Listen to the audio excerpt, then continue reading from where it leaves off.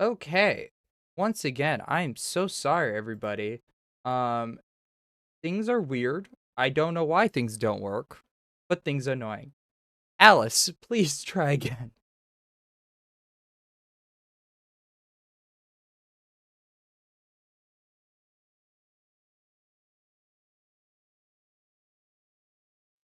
Champion. Listen, I'm trying, okay. This is like I've never seen this happen before. It springs up for like a second and then goes away. Try again. Can you hear me There it goes. now? We can hear you. Jesus. All right. Yay. Took a bunch of tries. OBS just Yeah. is straight up not complying tonight, and I don't know why. Who knows? But hi, guys. I am Alice. She, they pronouns. I am playing tonight the champion of Desna, Rowan Bramblepeak. Let's just hope everyone heard that so I don't have to do it a fourth time. It looks like the audio is getting picked up. All right, next up is Dido. I'm Dido. Tonight I will be playing Heka, the life. The life. All right. Next up is Jim. Good evening. I'm Jim. I use he, him pronouns. And this evening I will be playing the rogue Jorek Havel. And last but not least, Mary. Hi, everybody. I'm Mary. I use she, her pronouns. And tonight I am going to be playing Tiffany. No last name because she literally can't remember it. Love it. Well, of course, I am James. I'm your lovely, humble dungeon master, game master. It's been that kind of day, folks. Math really does stuff to your head that it shouldn't be allowed to do. We are playing in the realm or the country of Numeria. You see, I'm going to give a little bit of a preamble text, so don't mind the nerd glasses being metaphorically pushed up. A long time ago in Numeria, an event called the Rain of Stars happened. Basically, a giant spaceship crashed into the land and scattered its parts all about the country. A bunch of barbarians found it, started dying due to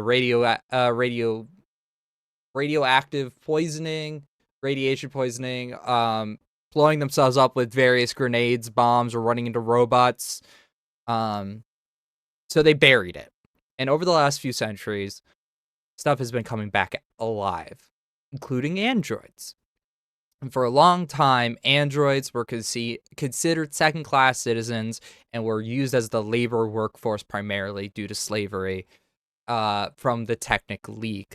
Technic League can be summed up pretty simply as evil wizard Nazis who loved technology just a little too much. They were not good people, and over the last about 8 years ago, a group of adventurers came through and disbanded the Technic League by forcibly killing them. It's kind of easy to deal with the Nazi problem when you have a bunch of dead Nazis. They managed to also free the Black Sovereign from his drunken high stoop.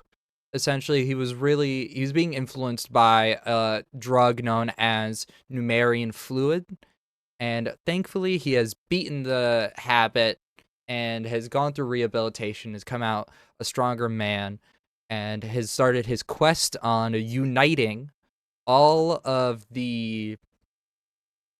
Numeria, which means all the barbarian tribes underneath one banner. He's been having some troubles with that, but that is not where we're going to be focusing our attention tonight.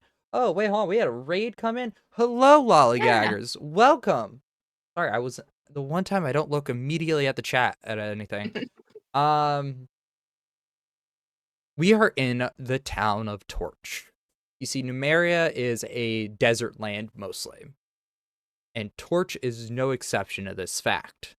It has one single river running through it that has been infected from time to time, depending on how you ran your Iron Gods game. For those who are worried about spoilers, here's your spoiler alert now for an 8-year-old adventure path called Iron Gods, written by a bunch of great people. I know one or two of them, and this is only gonna be spoilers for maybe book 1 and 2. I'm not gonna spoil anything more than the technically dies. It's just, it doesn't end well for them. There's a few scattered members, but that is just more of a thing. I see you guys in chat. Chill with that. We're in the town of Torch. You see, Torch is known as Torch because there is a constant burning violet light that shoots into the sky, much like many superhero films when they're trying to prove a point that the world is gonna end. You see, this was part of the wreckage of a spaceship known as Divinity. Divinity held many life forms, and that is what the Iron God's adventure path follows, is the wreckage of the starship Divinity. But adventurers about 8 years ago, when Kohanar Bane was taken by an android named Mayanda for some, just say, experiments, the adventurers managed to explore this underground spaceship and had basically cleared it out. There's no more threats in the town of Torch over the last 8 years.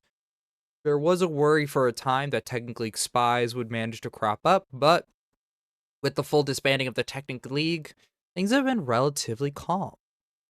And for anybody who's been in Numeria long enough, you've known that things are pretty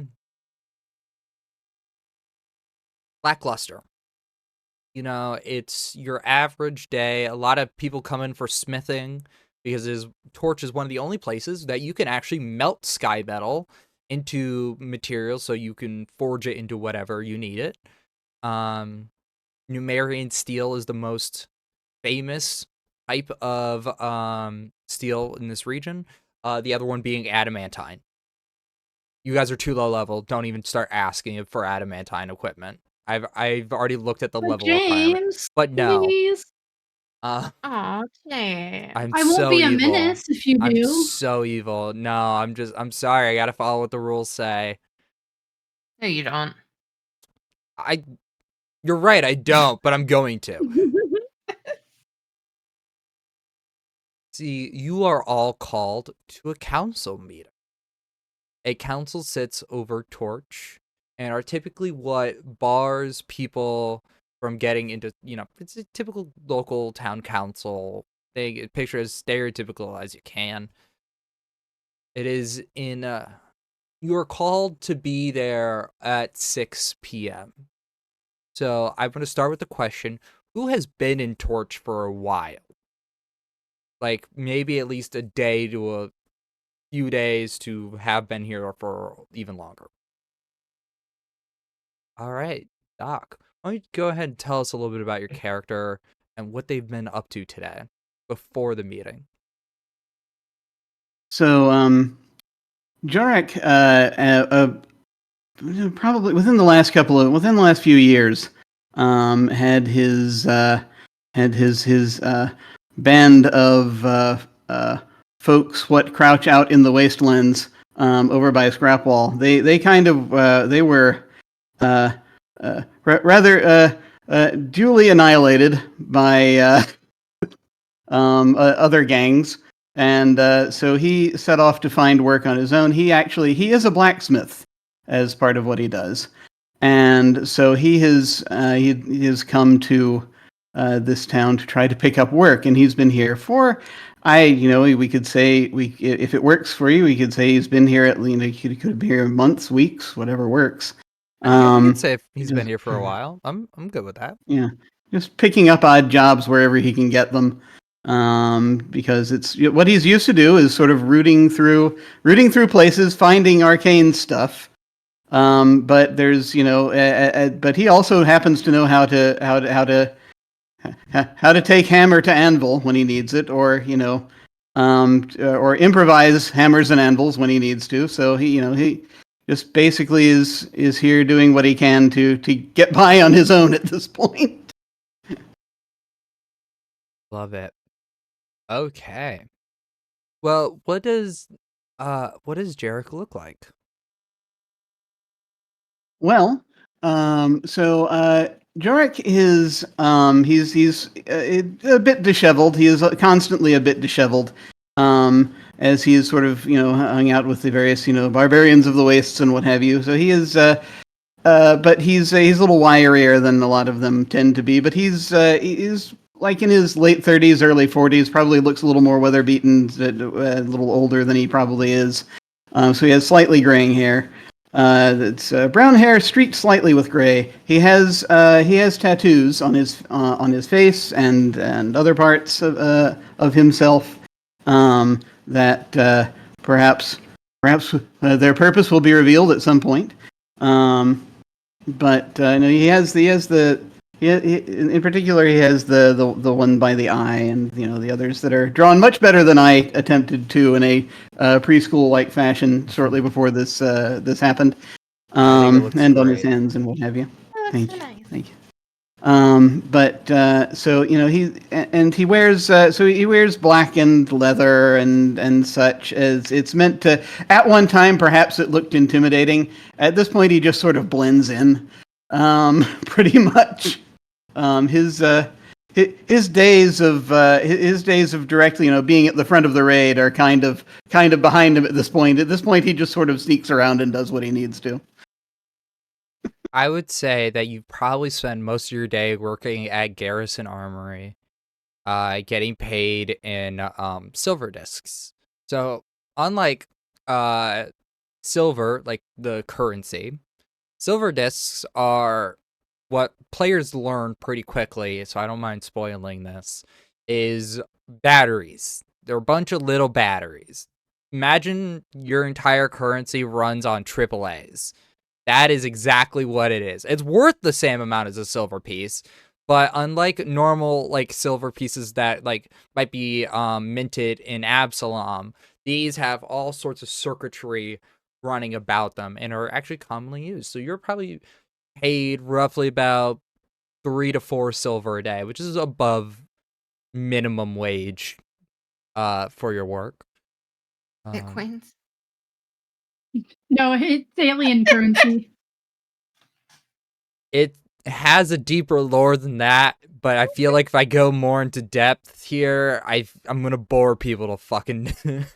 It's gonna become like James rants for 4 hours of stream, and we don't really need that. We Okay. open the almanac to page 976. Today we see. He will pull out the book. I have Probably it. They're so all many sitting right large- there. I have them all on reference. I have the Ire Gods Player's Guide up and handy just so I have any quick reference I need. I even have art of it that I could throw into chat if we really needed to get down to it. So yeah. As you are working, you get a letter from one of the sitting members of the council named Dolga Ferenson. She is an older individual with the you've seen her around. Older, typically wears like a green dress, has her hair that's been grayed all in a bun in the back. But the letter is basically a summons that your presence is needed at the town council tonight at 6. If you don't show up, the necessary fines will be like implemented and put against you. It's typical, like, not really a subpoena, but more of like a request, a summons, basically.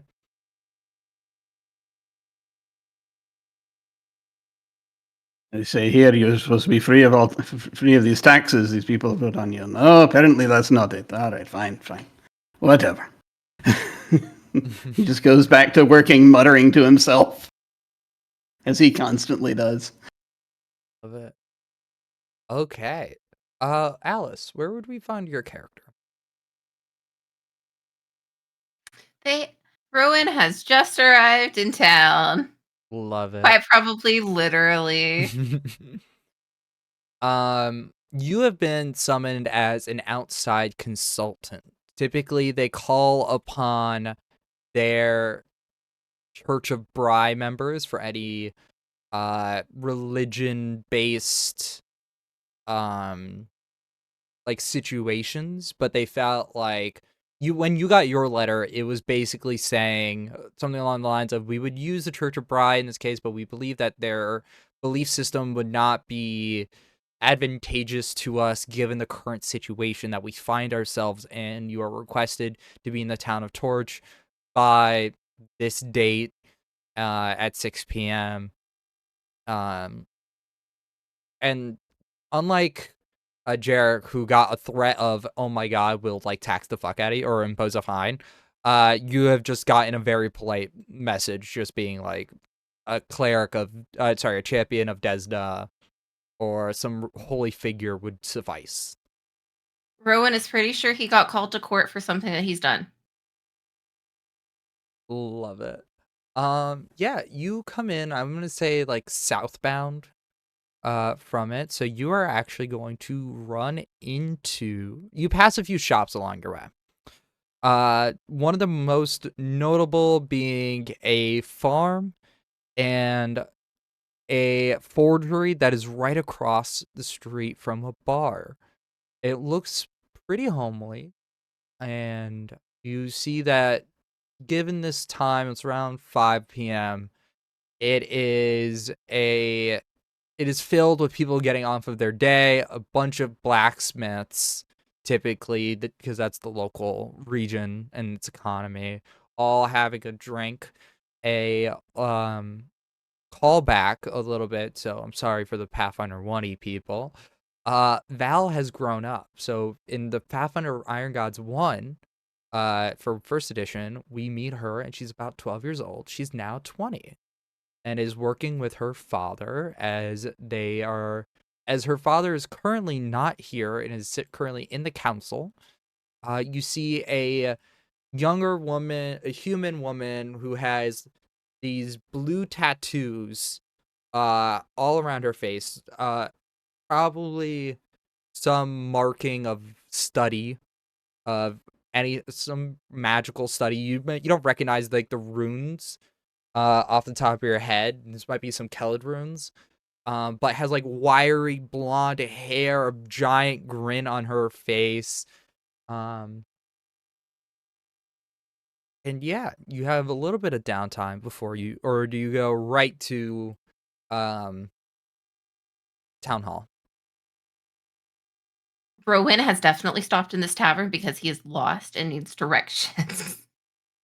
Val meets you with a giant smile. And she goes, "Hi, welcome. Can I offer you a seat or assistance?" Yeah,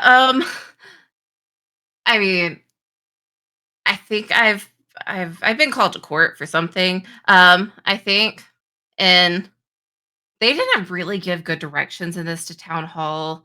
Like, I don't know what they thought it was easy to find. I guess I follow the goddess of travel, not the goddess of plan direction. So, help.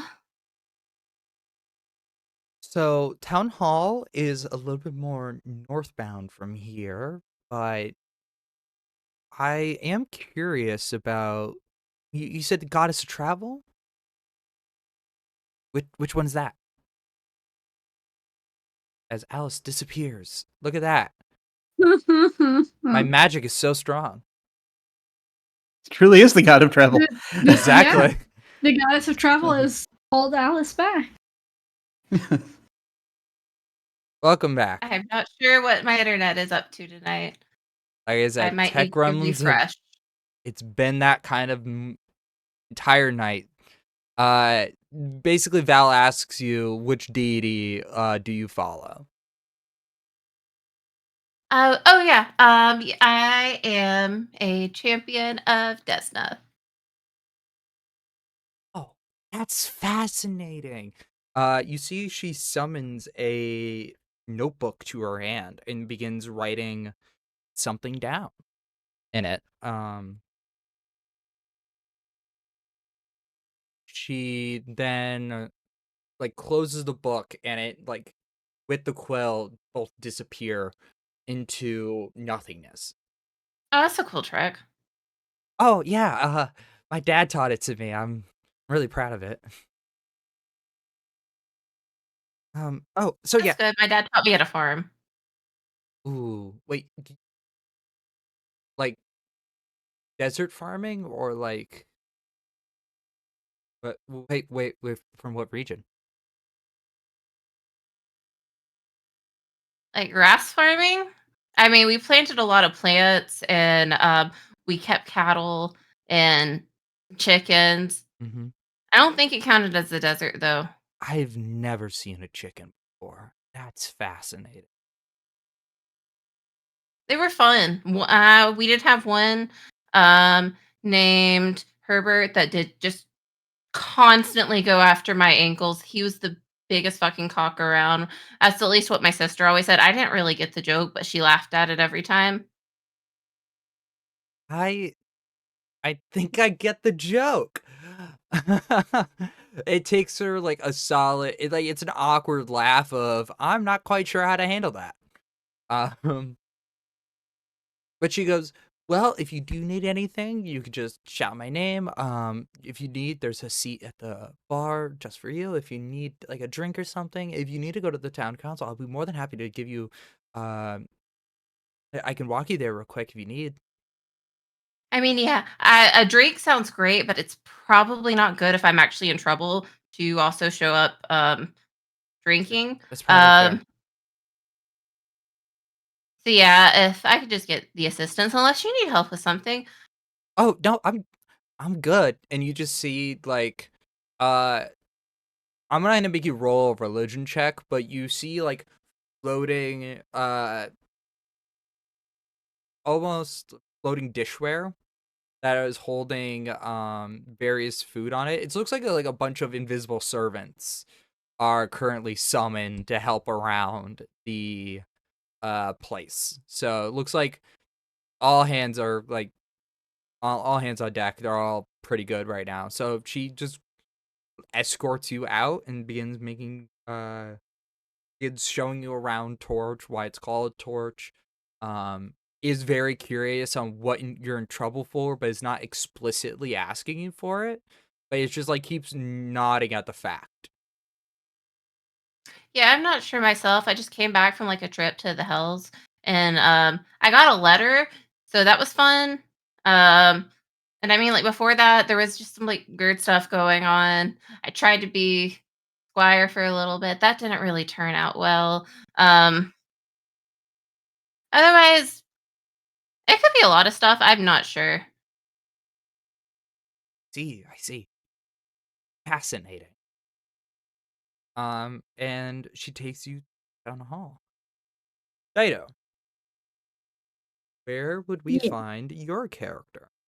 Like, how long have they been in Torch already? Are they arriving today? What's going on? Uh, Hecka's probably been in Torch for a couple of months, maybe still fairly new, but like long enough to get moderately settled. She can probably be found at some kind of healing house or military barrack where she treats wounded soldiers and guards and stuff. I see. Well, you're not a follower of Bry.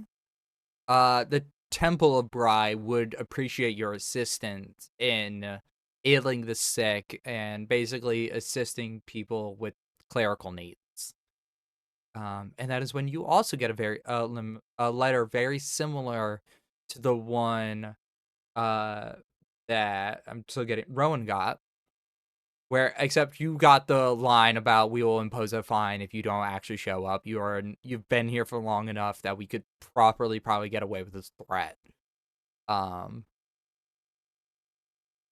just in the middle of your workday, same name, Dolga. Um, And yeah, so in the middle of your workday, some dude has a broken leg. You just get a letter from one of the head leaders of the church, just going that looks at you and go, yeah, Hecka, you gotta. One of the council members dropped it off. Okay. I mean, threats are unnecessary, but I mean, I guess that's how they get things done around here. Yeah, probably. No. Fucking temple's weird. Uh, it starts like wandering off. The Temple of Bri, by the way, is filled with gears and all sorts of moving constructs. It's never quiet. Bri is essentially the deity of clockwork. And so they have a bunch of ever moving pieces about their temple with a giant like clockwork statue almost sitting in the middle of it with her hands like in her like right below her chest where like offerings would be made and is a depiction of Bri. So as you get the letter, do you do anything different about your day, or do you just kind of go as usual, like through the routine? I mean, did it give like a time frame as to like when to show up? It said be there by 6. Okay, It's then I getting will be towards there by 6. Okay, it's getting towards the end of your day anyways. You are paid your gold. You get paid 1 gold piece per day, just given your services. And What? I want to get paid in batteries. well, I mean, if you really wanted to get paid in 10 batteries per day, sure. It's a weird request. Sorry, now I've got the Guardians of the Galaxy scene stuck in my head. We can move on. Okay. All right, so I'm gonna say you show up on time. Tiffany, where would we find your character? I think that Tiffany also is very new to town. She's probably like frolicking through the city streets. She definitely walks around as though she's not quite all there, meaning like she is probably fantasizing about something in her own little world as she's walking through the streets, narrowly avoiding bumping into people and just kind of uh having a good old time as she's going through town. I love that. So I would say you probably would spend a lot of your time around Silver Disc Hall. Unfortunately, the owner has passed away within the last decade, so it's currently being run by somebody else. Garmin Yura, in my headcanon, uh, completely got eviscerated by the adventuring group.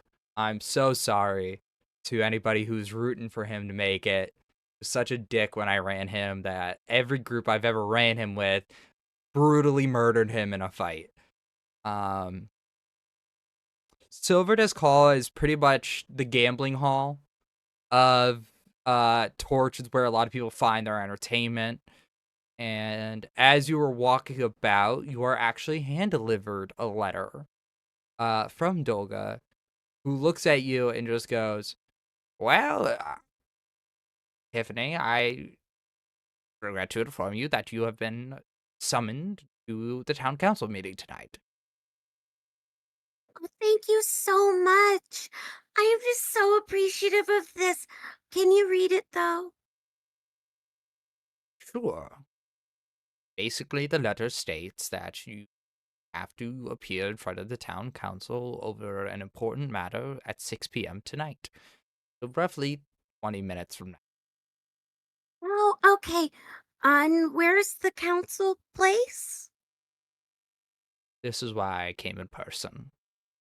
All right, come on. Good. I'll show you. And like almost is like hand on your back. She's shorter than you.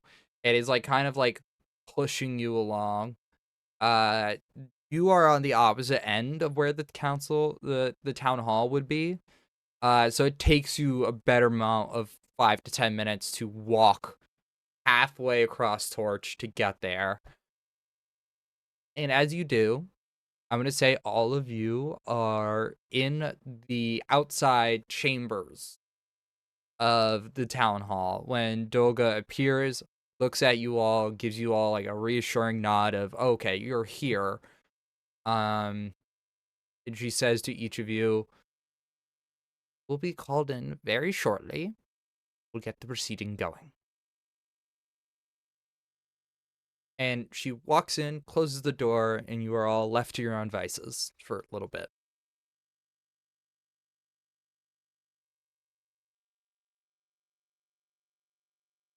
So what's the option that I can just pay bail and have this over with? Fail? What'd you do? I'm not really sure. They weren't really clear in the letter. They just told me I had to come. So it could really be for anything, which is why I'm hoping this is one of those ones that you can actually get bail on and not one that I actually have to serve time or anything. That'd be really awkward to explain to my parents.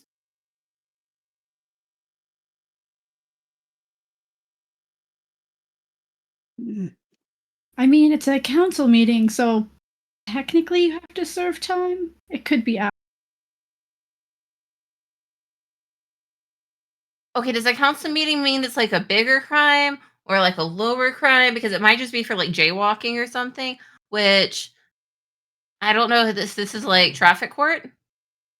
I don't I don't think you're in trouble, dear. I think they're calling on you for your skills to help in a matter, maybe?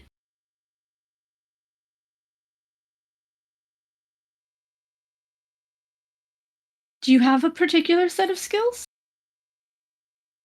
I mean, I already failed at trying to slay a dragon once, so if this is happening again, I'm not sure it's going to go over really well.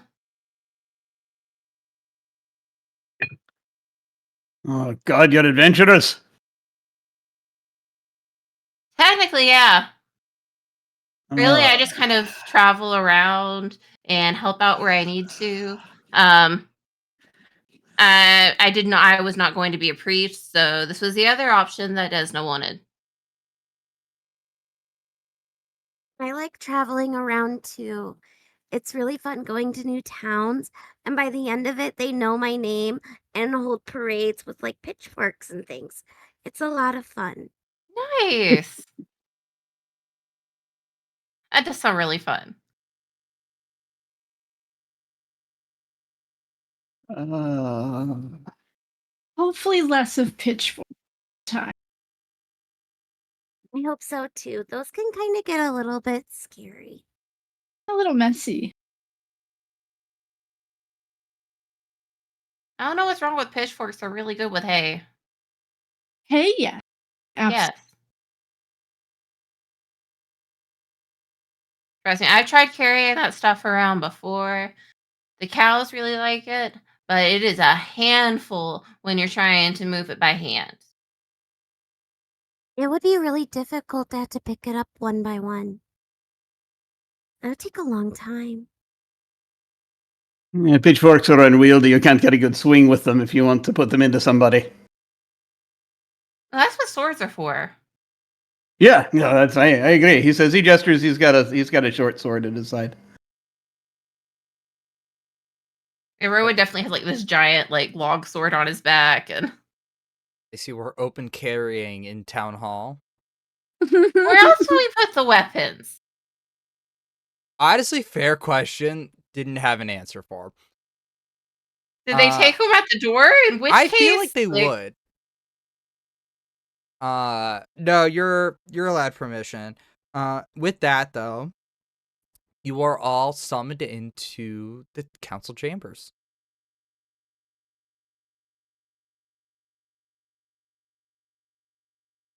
As you all enter, you see several benches that typically the public would sit in that are completely empty, and in front of you sits about 5 to 6 members that sit up high in their chairs, and you actually see somebody sitting in what appears to be a separate bench. A hooded figure. Can't make out any proper details from them outside the fact they looked imprisoned. So they have handcuffs on their hands, which leads down to chains on their legs, and you can't see anything except for that. As you enter, you're each told to sit in one of the respective benches when the session is called into meeting. An older gentleman, Koenar Bane, uh, Alice, your character would not really recognize, but more of a has similar facial features to the young lady that you met at the bar. And he goes, "The session is in order for the Town of Torches council meeting on the problem of Mayanda. We have brought in several outside key figures to give their advice and their opinions on the matter. I call forth Pekka Arson, Jorek Havil, Rowan Bramblepeak, and Tiffany, no last name, to the foreground so we may discuss the matter. At which you then are all gestured to come up to the council. I could go.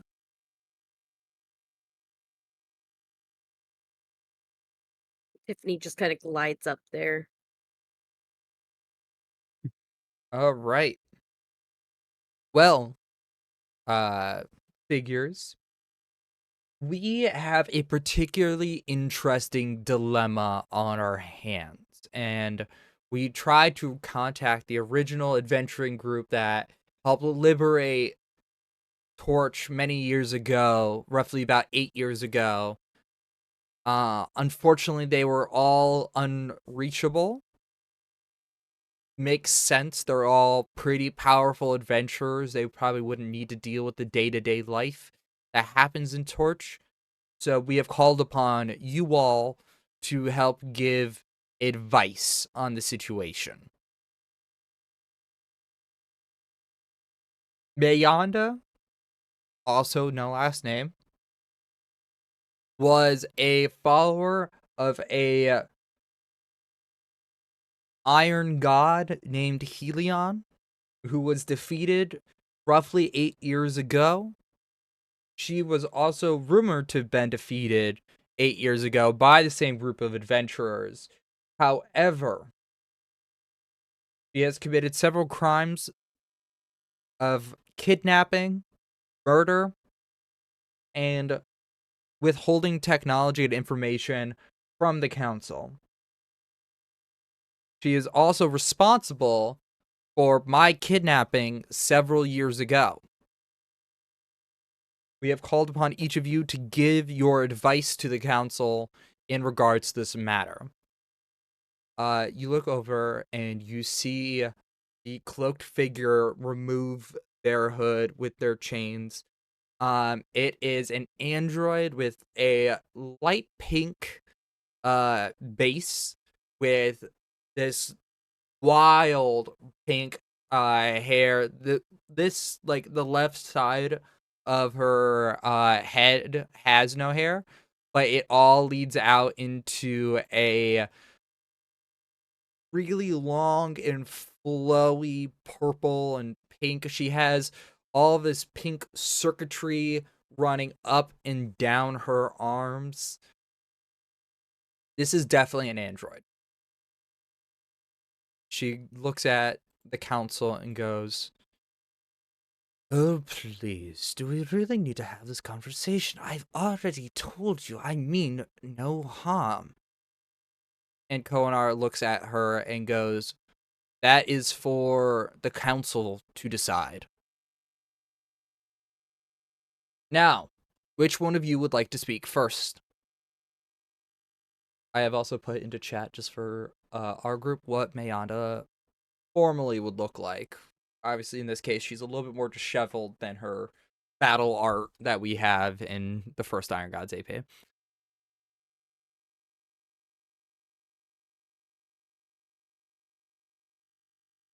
Any volunteers? Oh, sure. Yes, Tiffany. Um, so I guess, why are we here for this? See, you are all experienced in various different fields. You are experienced in the ideology of life itself. Mayanda is an interesting figure, for they are an android. While technically having a vessel and a soul, we are not quite sure how to handle this situation because she claims it was the last person who was in her body that committed those acts, and yet before us is the same person who says they have recovered their old memories, however was never properly given a trial for their acts that they have committed against the town 8 years ago. So you being somebody who's experienced in life, in specifically divine magics, we would appreciate your input on the situation. Oh, well, I guess what I would say is that if she's not the same person and if it's just a shell, you can't properly punish someone that hasn't done it. I see. What about you, Heka? You are a follower of Sarenrae. Well, I would have to agree with Tiffany. You would just be punishing an innocent soul in a shell that has committed the act. If there is a way to prove that it is a new soul, because it is one's word against the other. Uh, there are ways to prove loyalty and rehabilitation, whether it's the old soul or a new.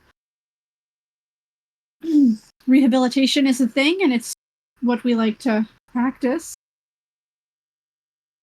You see, he looks at the, as you say that, looks at the fellow townsman and looks at them and goes, in my studies of the android life cycle, typically when an android dies, their body begins a new process, completely changing their features, their looks, even down to their personality as a new soul enters the vessel. However, given the situation and my own personal wish of seeing justice for said action, this is a curious case indeed of an android who has not changed appearance or does not seem to have changed in personality since we last met.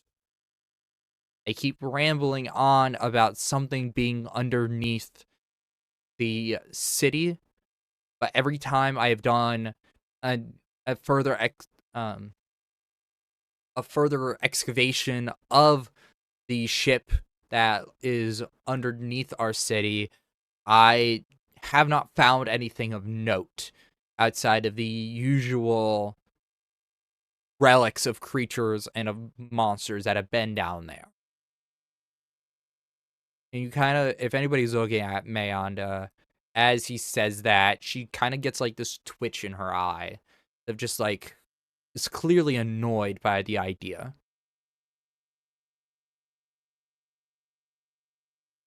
I can't say I'm a expert in androids or know much about them. Um, but it sounds like they've come with information that could easily be turned into a quest of loyalty to prove if it is someone who means no harm or someone completely different. You could always just send a troop with down to wherever it is that they're looking for and see what you can find. Perhaps another opinion would be valued in this. Jarek, you are a blacksmith and have served our town loyally for a while now. What is your opinion on the matter? I haven't done a lot of any work directly with androids. Mostly, it's been my experience with them involves running from them. May I? Would it be all right if I take a look? If I examine? May I examine? By all means. Yeah. He's going to sort of step forward, and he's going to be taking a. He's going to take a look at Meanda, just to see. Sort of looking at the very if there are any visible mechanisms or anything like that. Go ahead and And give yeah. me either a perception or medicine check. So if you open up your sheet, perception's on the left. You can also go into the tab that has like the open hand and give me a medicine check. Let me see. Also, I have, just as a thing, I have both. I have a crafter's appraisal, which will help if there's like magic going on. Yeah, But unfortunately, only not that kind of situation, as this is more of a living gotcha. being. Alrighty. I shall open my sheet and let's see. Perception. Yeah, is the because I don't have medicine. I don't think. Well, I can try anything, but let's see. Listen, the worst is a I'll nat go ahead. one, and we go from there. Nat one, I you just kill pressed. Mayanda immediately by hitting the wrong Excellent. button. Game over. We all Excellent. walk away. Short Well, adventure. let's see. There's a button here that says roll. I'll try pressing that. Okay. And you get a +1. Oh, okay. Ooh, for her Then that would be 27. an 18 then. Oh, all right. According to this, it's you got a 26 on your roll because you rolled a 17. Oh, okay. The okay. DC Gotcha. the DC was 18. So you didn't critically succeed, but taking a look at Mayada, judging off of her appearance and what you know of androids, this is somebody who has been through the rough. This person looks like they've traveled quite a bit. Given their disheveled look, they have clearly needed to fend for themselves from something, are not in pain, but are clearly uncomfortable by the idea of being here, being a prisoner. They don't have like a look of not regret for their actions, but more of a disdain of a council putting them through an endeavor. And as I'm when I approach, I will actually just sort of as I'm starting to look over, I'm just going to I will briefly say to Amanda, "May I?" As I'm just sort of looking over a few things. Through her teeth, she goes, "Fine, which you must." And as I'm doing it, I'll ask, "This is there a mechanism by which you'll change from one person to another?" I die. Is that's the only case in which it happens? Yeah. Yes, a protocol system in my nanites activates body regeneration, creating a new vessel for a soul to enter. I don't feel like dying anytime soon to test the process. Yeah, but you are someone else when you say you're someone else when these things happen. Yeah. I came across a record of my past life a while ago, and that is why I bear the name Mayanda, have a very similar resemblance to my past life. And that is not normally the case where you look similar. It is up to the individual of how an appearance may form. I have So decided you to decide adopt. when.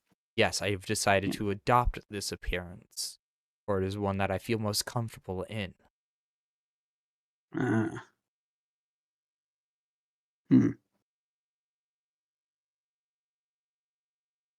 So you remembered that bit from your earlier life. Then this appearance I comforts you. found a drawing of myself that I must have sketched. Ah. There was also a recording that I found of, I guess, a last will and testament to myself that I found immediately upon my reawakening. Does she seem to be telling the truth as far as I can tell? I'm gonna say with a 27, yeah, she seems to be telling enough of the truth where there's nothing that seems like a big lie or anything like that. It doesn't. Hmm. Her story has seemed consistent. You know, a lot of times when Ah. people are lying, they fill in too many details. This seems like Yeah. normal amount of like truth telling. Alright. Alright. So I'll turn and I'll say, it's possible. It's absolutely possible. This is a different individual. It's just same body. But I say, turning to the council members, and it's like they have this thing they do sometimes. Some of them when they are trying to um, when they're trying to obfuscate the truth, that something happens sometimes with the circuits. They're not doing that. They're not giving any tells of anything like that. So it's absolutely, I would say this is probably what happened, unless there's some, unless this is this new personality is that of an actor. But from the look of things, I would say that the income would be about right for that, but not. No. This one has seen too much to be, since their last change, uh, to have devoted enough time to that kind of skill, I think. Well, perhaps one more opinion is needed before we make any strong decision. Rowan, Huh? Yeah. you're the one who the Church of Desna has sent. Am I correct? I would like to plead not guilty on the fact that I have no idea what crime I actually committed for this. Um, You have committed no crime. We have sought your guidance. I think you need one of the clerics if you need the guidance spell. That's not something I have. That is not your advice as a member of Desna's following. What what would Desna and her What would Desna do? followers, yeah, recommend in this situation? Given that your history of faith would lead me to presume that your faith talks about freedom, artistic beauty, and many other facets that I personally don't follow or care. But your advice would still be greatly valued.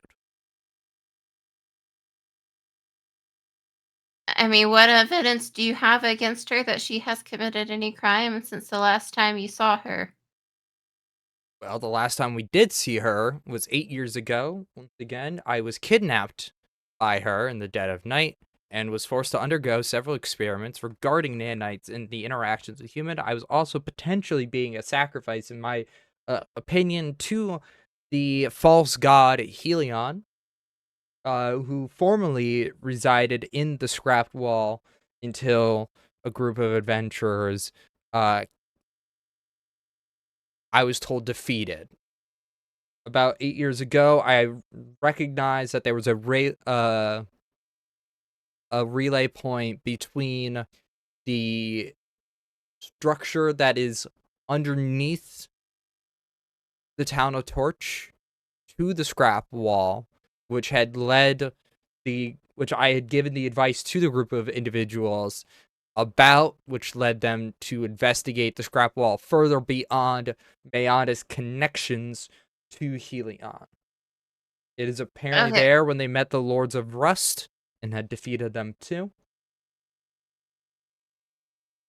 I mean, that sounds rough, buddy. But what has she done in like the last few years? This is the first time she's appeared since 8 years ago. We believe that she had escaped the adventurers by faking her death in order to escape punishment for her actions against the town. Okay, it doesn't sound like she's actually committed any crimes, and people can change. It was People more of the always fact that she need. escaped punishment the first time. Okay, but it doesn't sound like she's the same person anymore. And I think like everyone deserves a chance to redeem themselves. And in 8 years, if she hasn't done anything bad, I think she's at least on that journey. And even though you don't respect Desna or anything that she believes in, blah blah blah, journeys are important. And just because she hasn't finished the path to redemption doesn't mean that she's not well on her way. I see.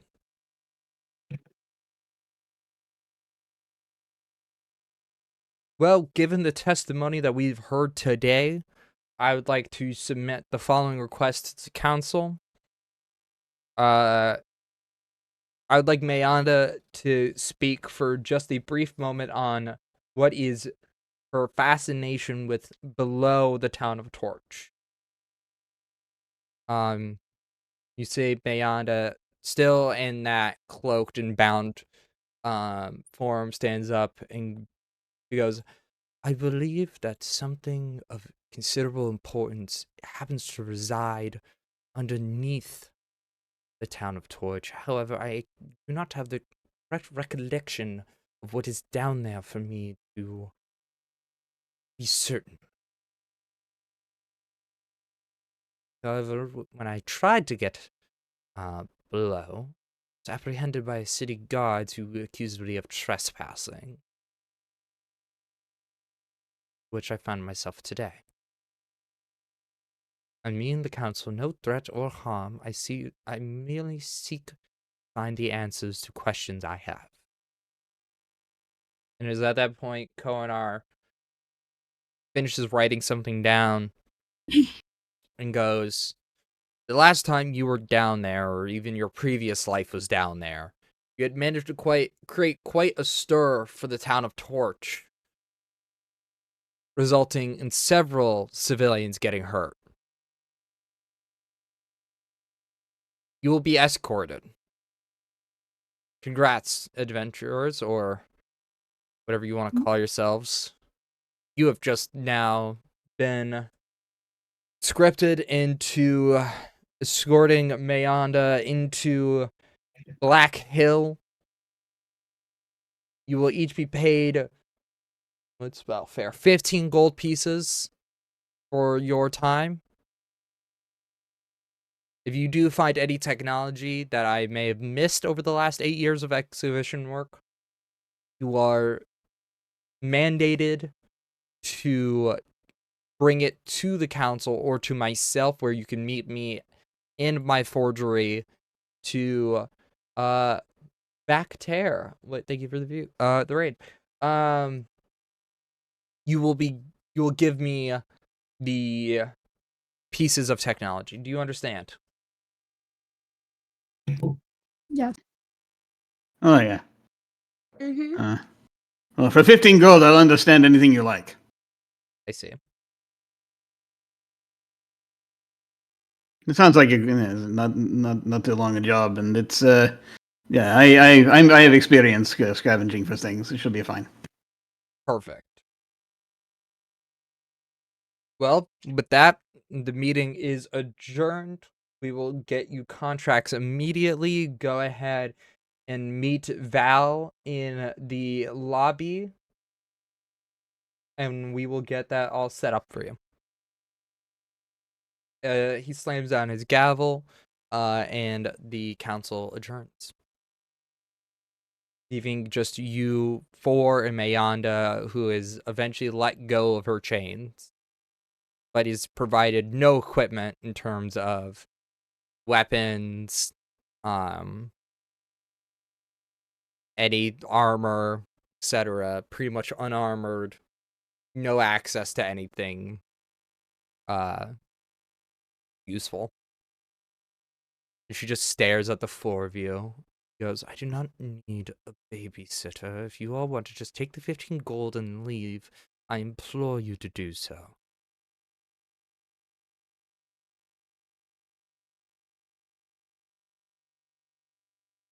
I feel like if that happens, I'm actually going to get called back into court, like as an actual punishment. Does these people feel like they're the law, or at least like responsible for the law, and they decide to do something? Which I mean, I don't really care about, but I don't particularly want to go to jail either. Are you all right? It looks like those handcuffs look like they were really tight and uncomfortable. I'm more annoyed by the fact that I even need to deal with this.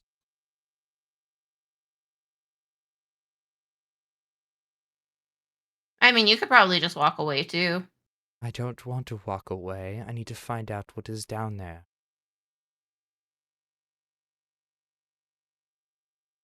I think you understand what has changed in the last 8 years for me. The Iron Gods have fallen. A new deity has risen, named Cassandra, who believes they speak for us all androids. When I knew her, she was nothing but a weak oracle.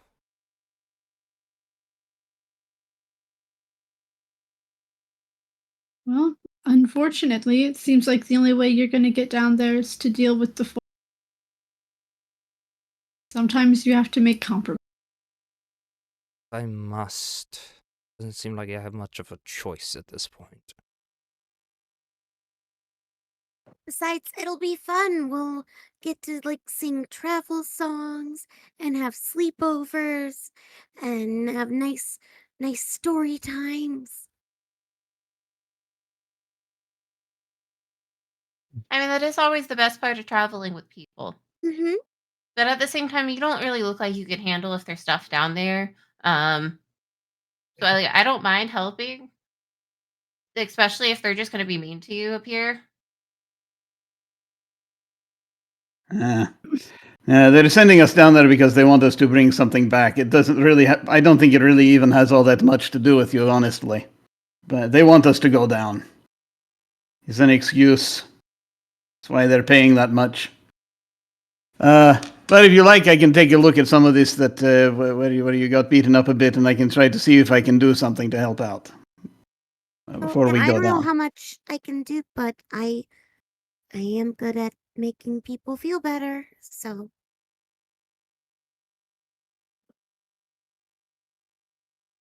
Not sure if that's a euphemism or not. Genuinely confused.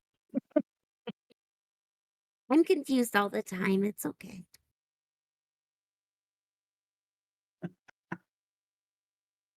I'm at a loss of words. For the first time in my life, I'm at a complete loss of words here. Don't worry, that happens a lot, I find. Oh god, I have been cursed with the most idiotic group. Alright, let's get going. Honestly, I also lean in and say, honestly, I have seen worse. There's worse? By the gods. Yeah. Okay, you are each given your contract. I'm going to assume you sign. Basically promising you 15 gold at the end of the expedition. All the stuff about having to return any found technology from the wreckage of the ship. You are then escorted to the top of Black Hill, where you are each hit with a single rod of breathe water. Congrats. The first thing we're all doing is making athletics checks, as you all have to start swimming. Okay. Yay! So go ahead and everybody give me an athletics check to see how well you manage to make it through to the Black Hill Caves. Goddamn, Rowan is like doing great out here with a natural 20. Tiffany is struggling. Am I allowed with to an help 11. Tiffany? You know what? With a nat 20, I will allow part of that assistance to go to Tiffany. Tiffany, you can go ahead and roll and take the roll again and take the higher result instead of just a normal aid. Before they go down, Rowan's just like, okay, we should all hold hands. Fucking natural 20 from Tiffany, nat 1 from Hecka, nat 1 from Jorik. What the fuck is happening? There's only two sides to a spectrum. So here's what happens. As you are each hit with water breathing, a basic spell, so you don't drown immediately upon hitting the bottom of Black Hill. Two of you, Rowan, you see Tiffany is struggling and managed to, with one arm like around their waist, using your other arm to like pull them essentially to shore. You see that Hecka and Jorik probably has never swam before in their life. And both sink fast to the bottom and are not quite sure how to swim back up to get to the shore of I'll go after them. It's okay. obvious that they probably didn't grow up anywhere near like a pond or anything. They probably grew up in the desert where who knows what happens here. Yeah, I'm gonna say with They the weren't nat listening. 1, they are both struggling. It's like seeing a cat in water, where it's like a dog in water, where they're just like doggy paddling, trying to just like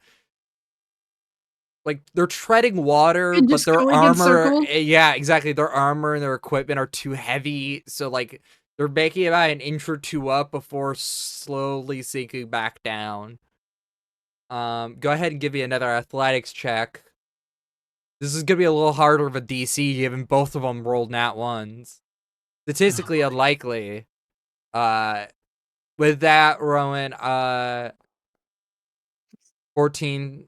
All right, Jorik manages to, I will say, after a little bit, I'm gonna say this puts a delay in your guys' time. You, Never mind. I can't do sorry, that go ahead. now. No, you're good. Go ahead. No, I was gonna know. So I was gonna say I have to do it before I roll because I have the athletic assurances. So I would have rolled a 19. Oh, okay. I Then think yeah, for that. don't. Yeah. I'll allow it. Yeah, it's fine. Okay, cool. Mayanda swims without any issue. Well, I didn't know you had a shirts athletics. Okay, that changes everything. Yeah. With the shirts athletics, you managed to grab onto both of them, swim awkwardly, like trying to gesture them of like, nope, move your arm like this so we're not like, taking longer than we need to. Both of them don't really do it very well. Jorik does a little bit better than Hecka, but it's both really awkward. It's like baby's first swim lesson kind of thing where it's just like smacking water as you're both making it to the shores of Black Hill Caves. So typically this is where we would do a full expedition of this particular area. However, this has all been cleared out by a group of adventurers that came long well before you. I am gonna, however, just to determine how well you guys do, I'm gonna need somebody to go ahead and roll a d20 for me. We're gonna make a flat check. I'm gonna not, because I just rolled a nat 1. That means you Not shouldn't it. roll in that one again, though. Statistically means you can't roll You another nat haven't seen 1. my It's not Pathfinder rolls. possible. That's true, I have. That's honestly fair. Okay, somebody go ahead and roll me a d20. This is gonna determine what you encounter along the way.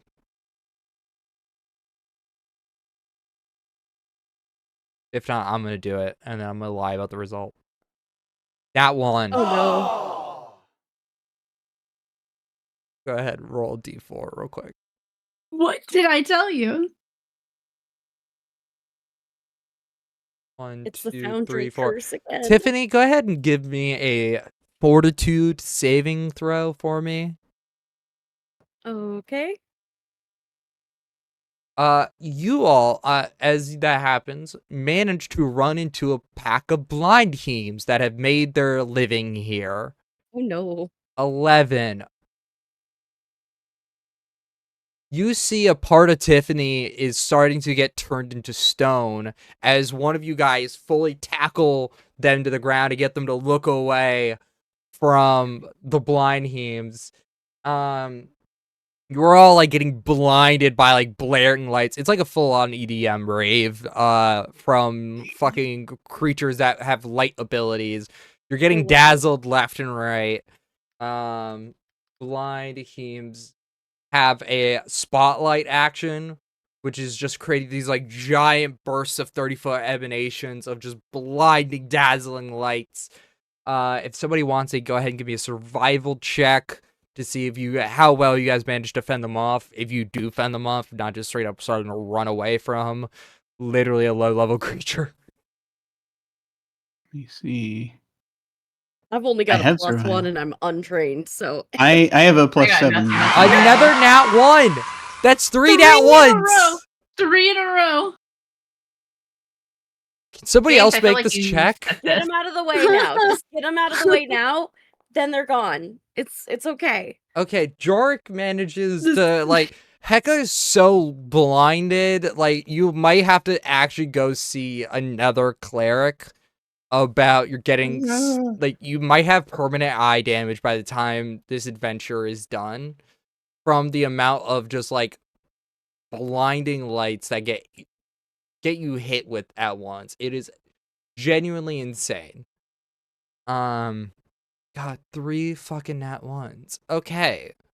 You said it couldn't be done. I didn't think it would be possible. That is on me for underestimating the dice. A mistake I won't make again. However, you do manage to make it to, like, a little further in when you see Mayanda walks up to a cave wall. It just puts her hand on it, but not gripping the wall. Just, like, hand over it.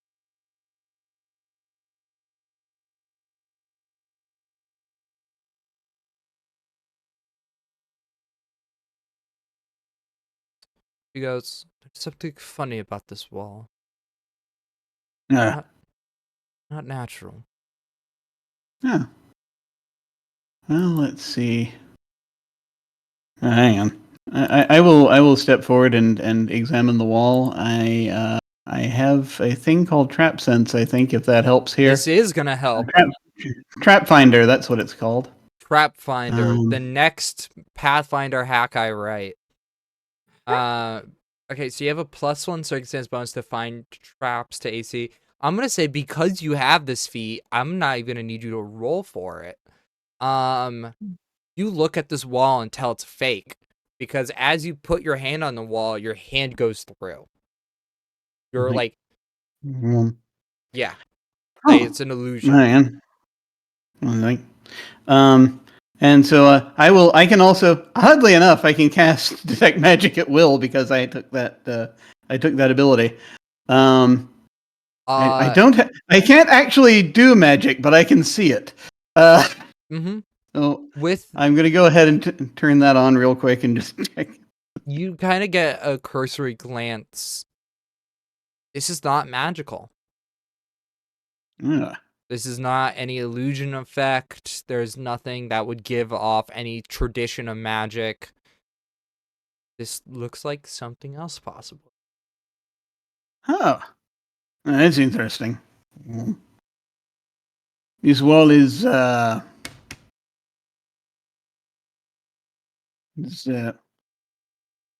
he's trying to think of the word in common.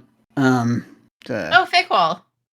Phantasmal. It's yeah, it's not real. It's but it's not magic. But look, and I just sort of put my hand in the wall and like, move it up and you down. guys should see. Are we going that way? Mayada shrugs and goes, makes the most sense to me to go that way. Okay. And then Rowan walks through. You walk through and make it about 5 feet in before hitting an actual door. Hey guys, there's actually a door over here.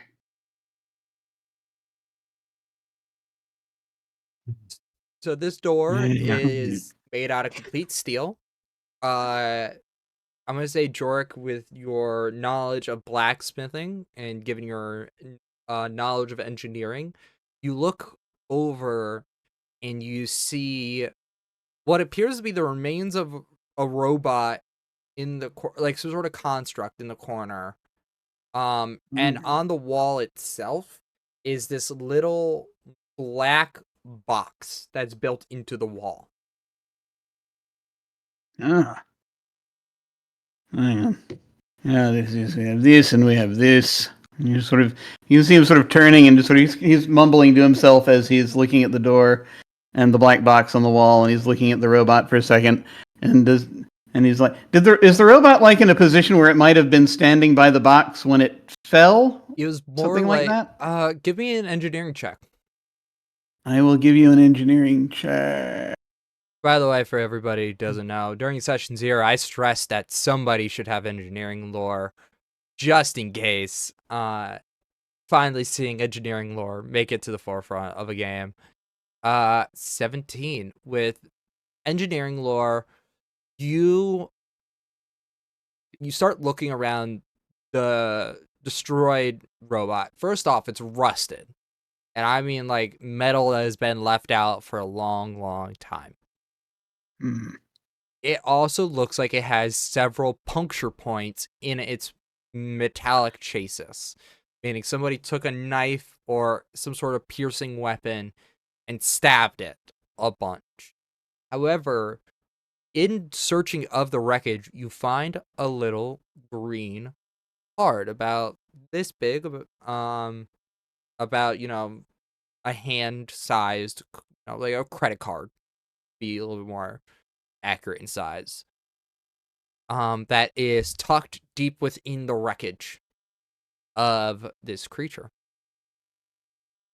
And so you just sort of look at it for a second, and I will sort of raising, and I will sort of turn back. And no one's seen one of these before.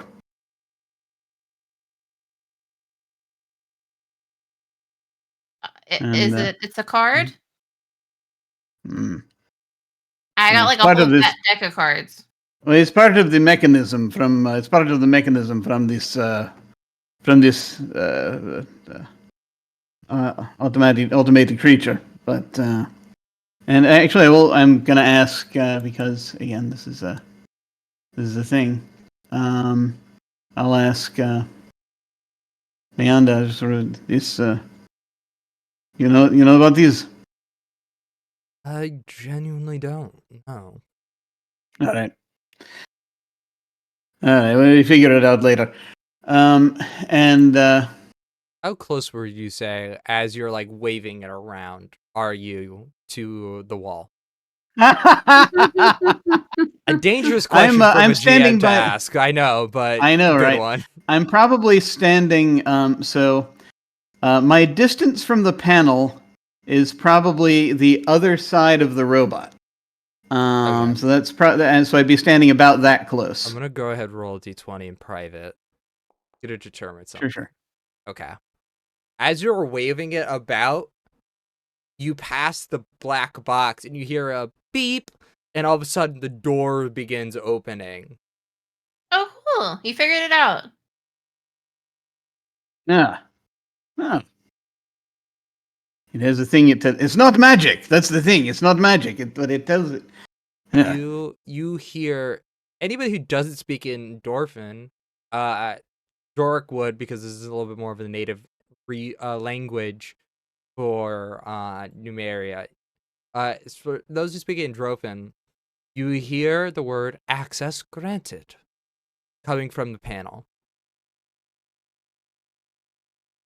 Thanks. I say back to it. for no reason. Mayanda gives you this confusing Ooh, look of, Carla. did you just tell the wall, thank you? It did open. Sometimes it's important to thank Well, it things. said it was granting us access. Of course it's I know. It's only polite. okay. You know what? Are you going to say it's a machine and I should not treat it with respect? I mean, you should Are you treat going to say machines- that? I mean, I guess it's a question more of like how sentient a thing is. I believe that's just a box that tells you whether or not access was granted or not. How do I you mean, know? people didn't think the chickens on the farm were sapient, but I'd still thank them for providing dinner and breakfast. There's a difference between okay, you know what? I guess it's more of a question of sapience versus sentience and whether or not one can think for itself. If I had to guess, that thing is probably programmed to say whether or not access was granted given the circumstance. You know what? Why am I even talking I don't know. about this? There are people walking around who can't think for themselves. I don't know. I just, My dad said it's only polite to thank everything. I mean, I would be thanking it for working. you know what? That's a good point. I'm surprised this thing still works.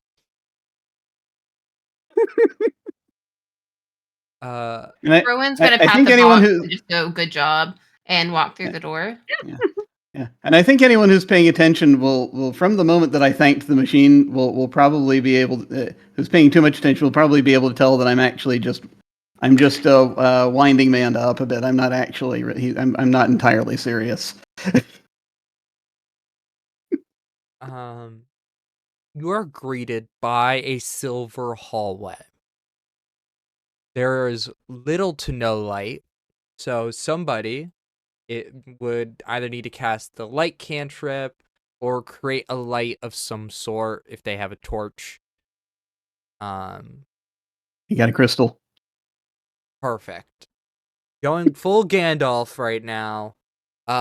Pulling out a crystal and turning it into a light. Oh my god, my eye, what the fuck? You are greeted by a silver hallway. So this hallway is made completely out of metal. You see that there is rubble everywhere, meaning some scourge or fight happened. As you continue on, I'm gonna go ahead and bring us and the stream over to our next scene to show you a little bit better of what we're looking at.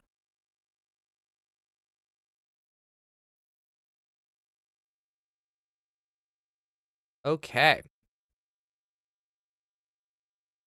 What the frell? You stream, you should be seeing stuff. Why are you lying to me? I swear to God, everything works up until the point it doesn't, and Oh, wow. then this gets really annoying at times. Did you cast the light cantrip for stream? One would think I did. It's fine, I can overrule this. Well, there we go. All right. One of the first rooms you actually run into is a destroyed and disheveled room. This is not fully accurate to the Iron Gods AP. Forgive me for not wanting to go through and re-import all the maps from the first adventure. So this is gonna be a little different than what you're used to. But you are greeted by a room that has a table in the center of it that is currently that has a faint glow to it, and you see currently there are several destroyed metal creatures inside that are currently looking deactivated or like not functioning.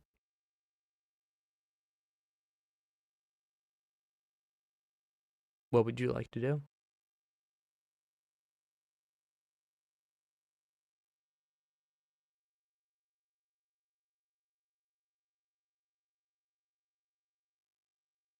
So what is it we're supposed to be doing here, May? I guess exploring the place. None of this really looks familiar. If anybody wants, they can go ahead and give me a religion check, actually. 100%. I can do religion. Are we ready for Nat 1 number 4? One wouldn't think it's possible. It wasn't. 21, 18, natural 20 from Tiffany. Well, Tiffany, because you got the natural 20, I'm going to go ahead and let you know first. This has a lot of holy depictions to a god named Xiphus. You know a lot about Xiphus only because it's the exact opposite of you.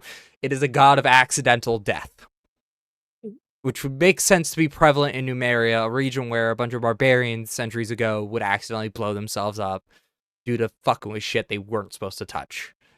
I was Story about of to my fuck around life. and find out.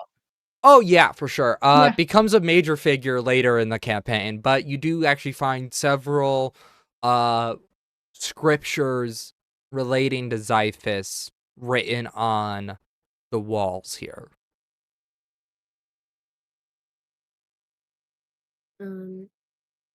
I'll share and just say, "Oh, it's Cyphus, like you accidentally die, things like that. Like, like I'm really good at the life stuff, but you gotta respect death too. It's all part of it."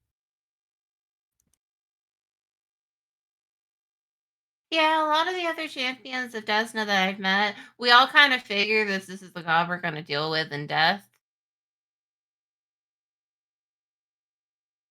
Mayanda looks confused genuinely at you and goes, "No, whoever's telling you that is purely wrong."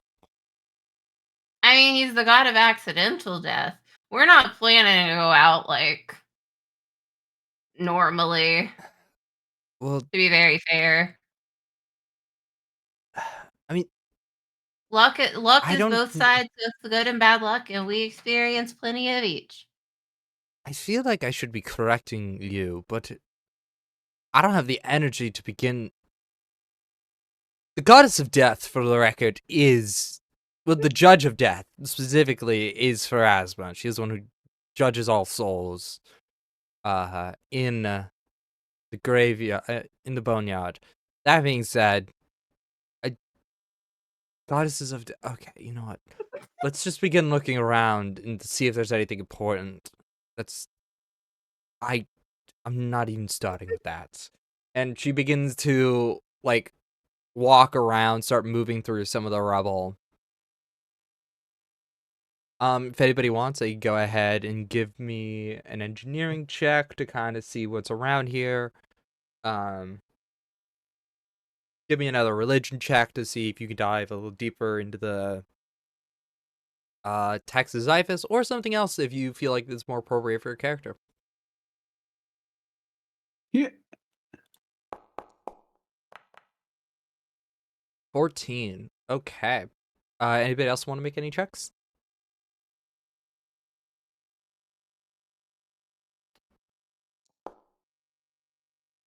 Nine.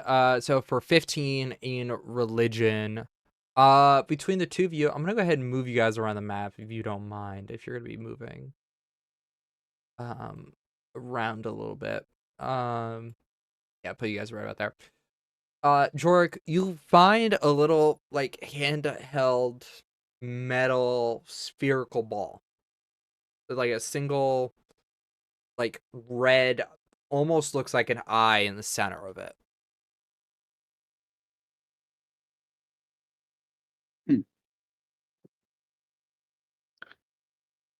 A really quick thing, is it magic? Not magical. All right. Sort of looking at what the hell does this look? Muttering to self, looking at sphere, trying to determine what it does. As you do so, you find like a little button on the underside of it. Yeah.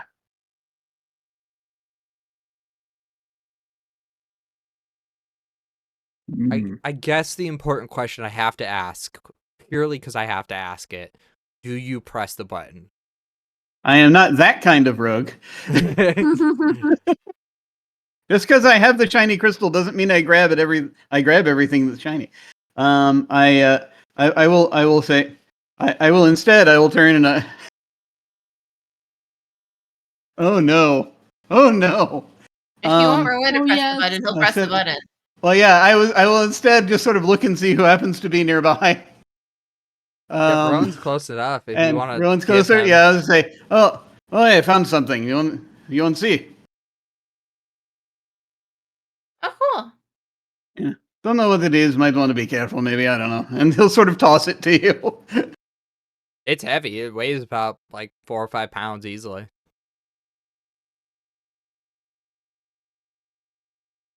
Yeah, you see there's like golden spherical ball, little red like eye or dot in the center, and then a button on the bottom. He said it's not magic. Not magic. It's not magic. It still probably does something. There's a thing you press and it does something, but I don't know if it. So you just want me to test the button? Okay. Well, if you want, but I say it might blow up possibly if you're okay with that. But it might also have something inside we might I'm want. I don't taking know. a step away from the Yes. button pusher. We're I learning will press the already. button. As you press the button, Mhm. it animates to life, and all of a sudden, like 4 to 6 legs sprout out from the sides. It gets like 2 little like golden wings behind it. It grows like an extra eye beneath it, and it immediately sends a signal to a few other destroyed robots, which start animating to life. I'm gonna need everybody here to roll some initiative.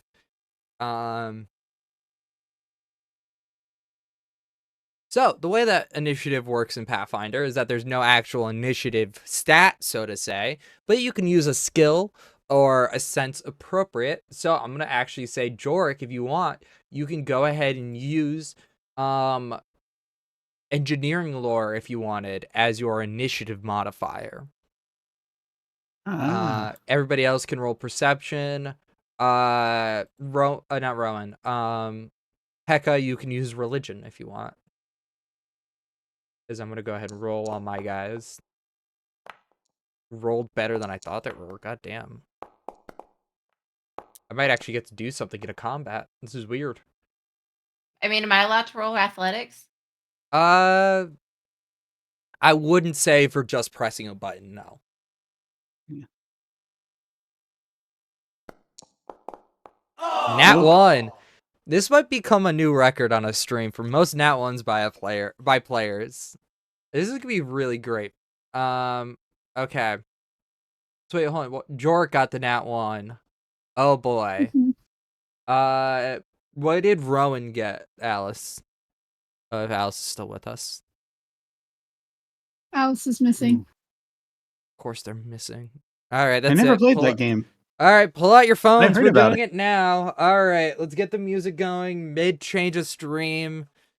Welcome to Alice's Bissing for Pathfinder 2nd Edition. It's a new supplement that we are working on. Basically, you're going to use your phone for all 3 of your actions. It's all going to be perception checks, nothing else. Defined, Alice. What did Rowan get on their initiative? I don't know. Foundry is now reloading for me. I'll roll it. What's the worst that'll happen? 14. Actually, you got a 19 on your initiative. Okay, well, let's begin our encounter. Well, the animated statue is up first, and we got a target directly in between him and his ally, which is perfect for a construct like them.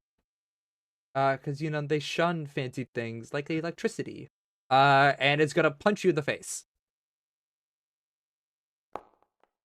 So Rowan, that is a 23 to hit you, which hits. And so we're gonna deal some damage to you. So that's 11 points of damage. You do not have your shield raised, so you could not like shield block or something like that. However, they are gonna use Yeah. Okay. Now I'm trying to get my character sheet back up, and I think I have something. You have something against being hit. Your champion reaction doesn't work here because I'm not attacking an ally.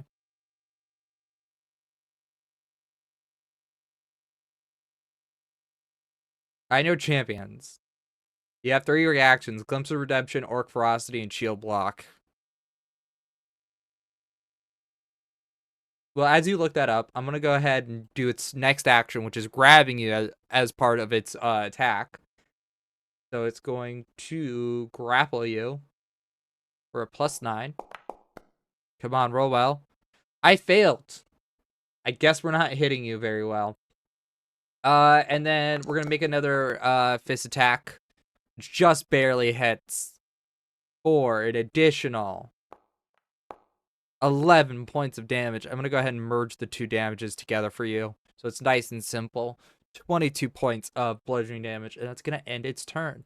So this robot stands up, fucking decks you right in the face, goes to try to grapple you and to grab onto you, but you manage to slip out.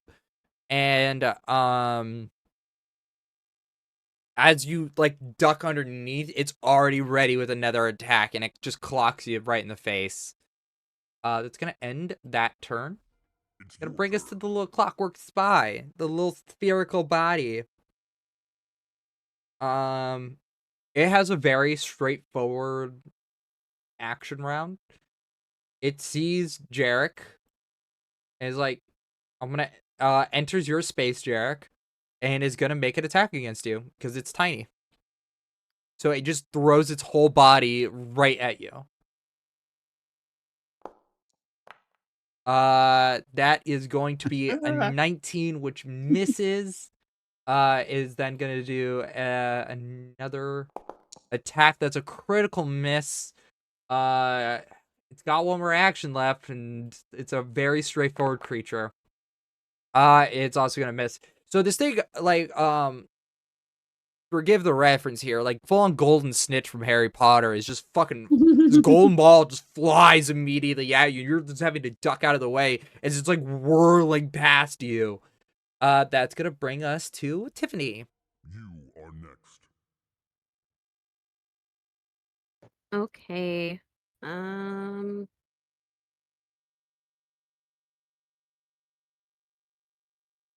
Do I want to use that yet? Okay. I think we're just gonna do a nice simple, just try to damage something. No one's is anyone super hurt yet? I mean, I'm down 50% of my health. Yeah. Oh, okay, I can help with that. All right. I'd like to use heal on On Rowan. Rowan. Okay, go ahead and click cast. How many actions are you using to cast heal? So 1 Uh, action's touch, 2 actions is a range of 30 feet, and you heal more, or 30 feet heals everybody. I'll use 2 actions just for the range. Love it. All right, go ahead and click cast for me. Did it go through? Okay, so that's 2 versus living. So in chat, just click roll healing for me, and that's how many Rowan will recover. Okay. So you get 13. 13 hit points back. Yay. And Thank you have you. 1 action left.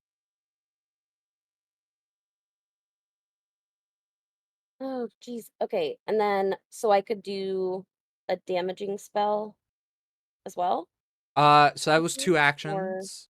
So you have 1 action, so you could, if you wanted oh, to, I see what the little markers are. mhm, Okay, I get it now. you can cast like guidance. If you wanted to, we could have said that you cast Healer's Blessing right before you did that.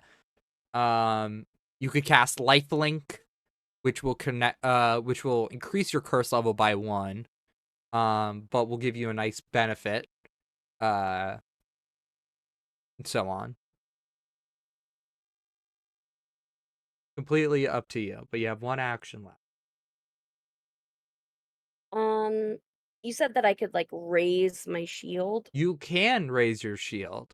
I would like to do that. All right, you go ahead and raise your shield. I'll give you the little thing that says you have raised your shield. Come on. Hold on. Got it. Now I gotta say that you're wearing it. Hold on, give me 1 second. It's being mean. Worn in one hand, held in one hand. There you go. You are now raising your shield. So you now have a +2 circumstance bonus to your armor class, making it a little harder for me to deck you. It's your turn. All right, That is animated my turn. armor. But we're gonna be stupid and move out of the flank in order to use one action to approach Heka. We're gonna go ahead and make ooh, actually I can do it from 1 step back actually, because it has reach with its glaive. Oh no, I'm kidding. It's gonna go all the way. First attack with a +11, it hits you for a 26. That is going to deal 11 points of slashing damage as the glaive slices down on you. It's gonna make a gauntlet attack. I would also like to use my reaction. What would your reaction be? Blood Vendetta. Okay, go ahead and click cast for me. You instantly run into an issue. It has no blood. Hey, at least we learned something. Oh, wait, it damaged Heka, right? Yes. Yeah. Is it within Then Rowan's just gonna. I it can is- bleed. The requirement says you can bleed. I can bleed. Unfortunately, your ally is within 20 feet, not 15 feet. So Glimpse of Redemption, unfortunately, is not triggerable. This is why we measure things out as a GM to fuck over our players. No, I'm kidding. Just where people happen to Just wait, be. James. I'm kidding. It's just where people happen to be. This was a thing I planned. They're gonna follow up with a gauntlet attack. Miss. Come on, you're supposed to be agile. And miss again. It as it like carves into you, it just like follows with 2 more fist strikes, and it manages to miss both of them. That brings us to Rowan, who just got their face caved in by accident and then immediately healed. Yeah. Okay, this is going to drive me crazy because it won't let me target my token to take the damage. And I'm Alright. targeting my token. There you go. You've taken Thank you. 11. I mean, first I'm gonna target this guy and just kind of put as much damage as I can into him with my sword. Love that. Go right ahead.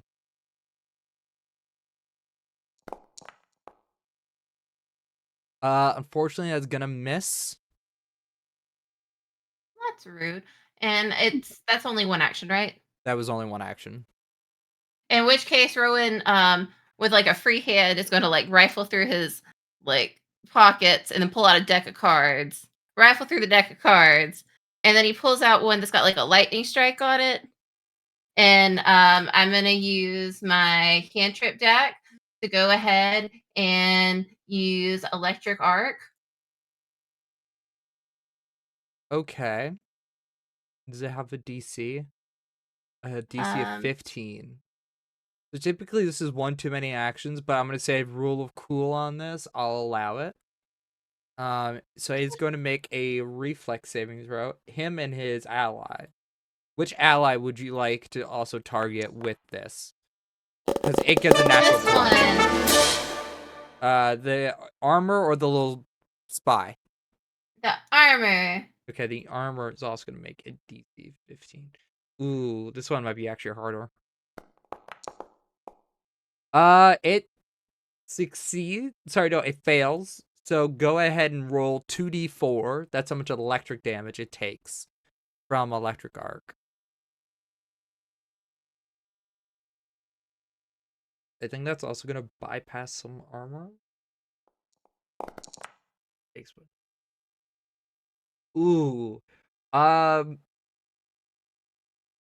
do I put this? It doesn't take any damage.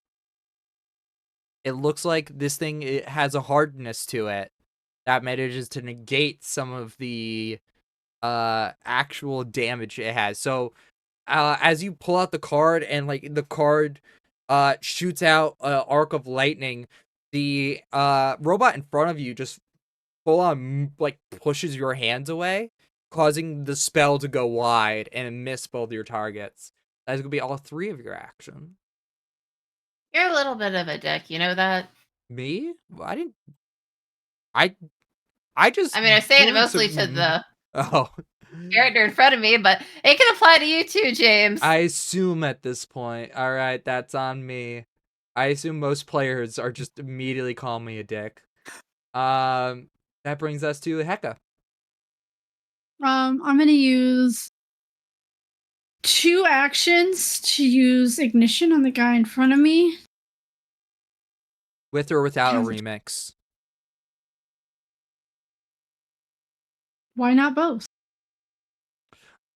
Great answer. Are you using the melee version or the ranged version? Melee, 'cause I'm going after. Love it. All right, go ahead and make your attack. Such a bad joke, but I will keep making it every time somebody casts that spell. Why did it not roll the thing? There's the.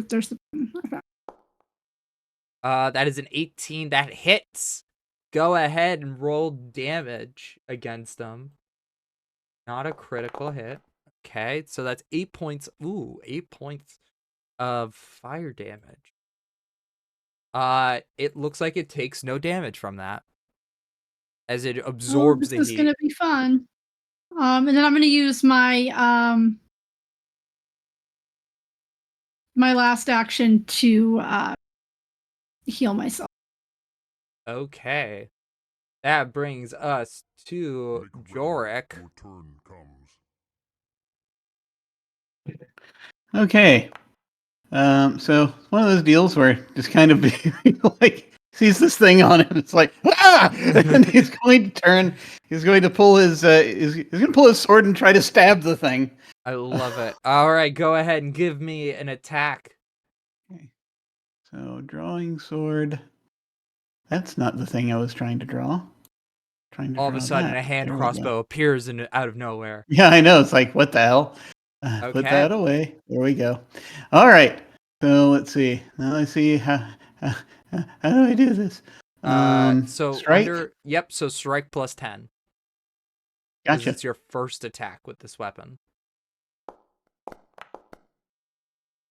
19. Is 19 gonna hit? That just hits.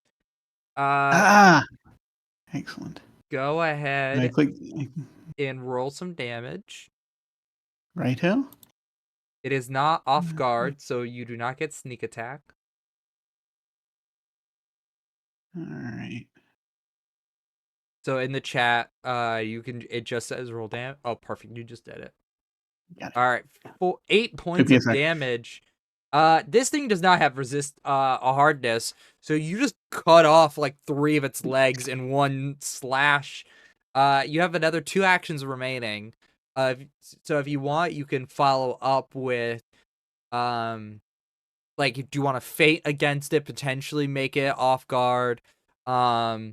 You can attack again. So where it says map -4, where it says +6 and +2, you can make 2 attacks. Kind of got like a plethora of options. Okay. Yeah. I'll go ahead since this thing is still up.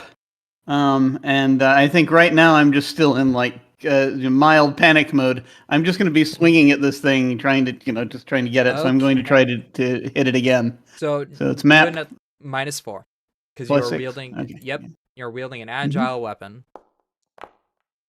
Oh, Ooh, that's not very good. unfortunately, a 2 is not going to be able to do it. You have one more No. attack. You have one more action. Okay. So having done that, I'm going to.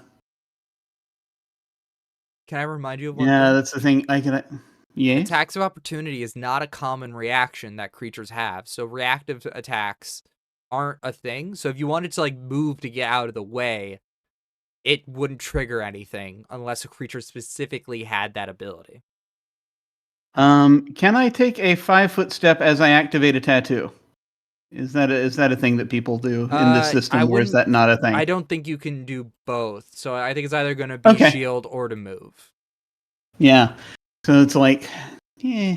I mean, if this place isn't very big, it's gonna be able to get to me no matter where I am in the freaking room. That's fair.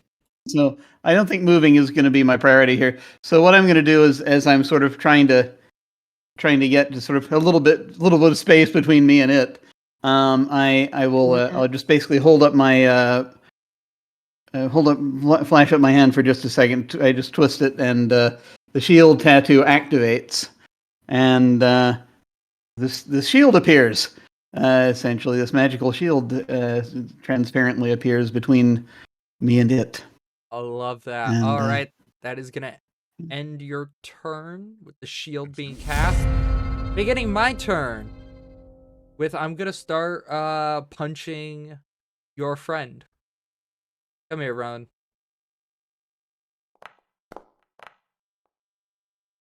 So that's a 22 to hit. So that hits. You're gonna go ahead and take 9 points of bludgeoning damage as it hits you. It is then going to repeat its grapple ability. Shove, trip. Oh, come on. You tell me I didn't have grapple in my Rolodex? Alright, well, here's a grapple attempt. Failure by 1. Jesus fuck. Lower your con modifier. No. I'm gonna do it again. That hits. Okay. So once again, it goes for the same combo. Hits you, tries to grab, it fails, so that it just hits you again for an additional 8 points of damage. That is gonna end its turn. Bring us to the Clockwork Spy. Clockwork Spy, you know what? We're gonna start our turn by trying to attack Yorick. Hit by +0. So, Yorick. Question. Mm-hmm. I have the. Does my feet kick in here Nimble for dodge would kick in. Nimble if you want to Yes. say the attack misses due to you jumping out of the way, Yeah. it crashes into the wall. As you jump out of the way. I love that. Is gonna make another attack. This one's gonna miss. An attack at a -1, so really shot in the dark here. Miss again. That is gonna end its turn, as it just can't do anything more than that. It's one attack that was successful, it just didn't fucking go. Tiffany, Your turn next. your shield is Alright. lowered at the start of your turn. So, I'm gonna use first off. I'm gonna use Healer's Blessing ooh, okay. on Rowan, because Rowan is getting hit. Um, Can you cast that for me into chat just so I can see it? Perfect. Your words bless a creature with enhanced connection to vital energy. When it regains hit points from a healing effect, it regains 2 additional hit points. All right. Well, I'm gonna go ahead and throw that effect onto Rowan. So now they have a little thing. Does this have? Ooh, this does increase your curse level by 1.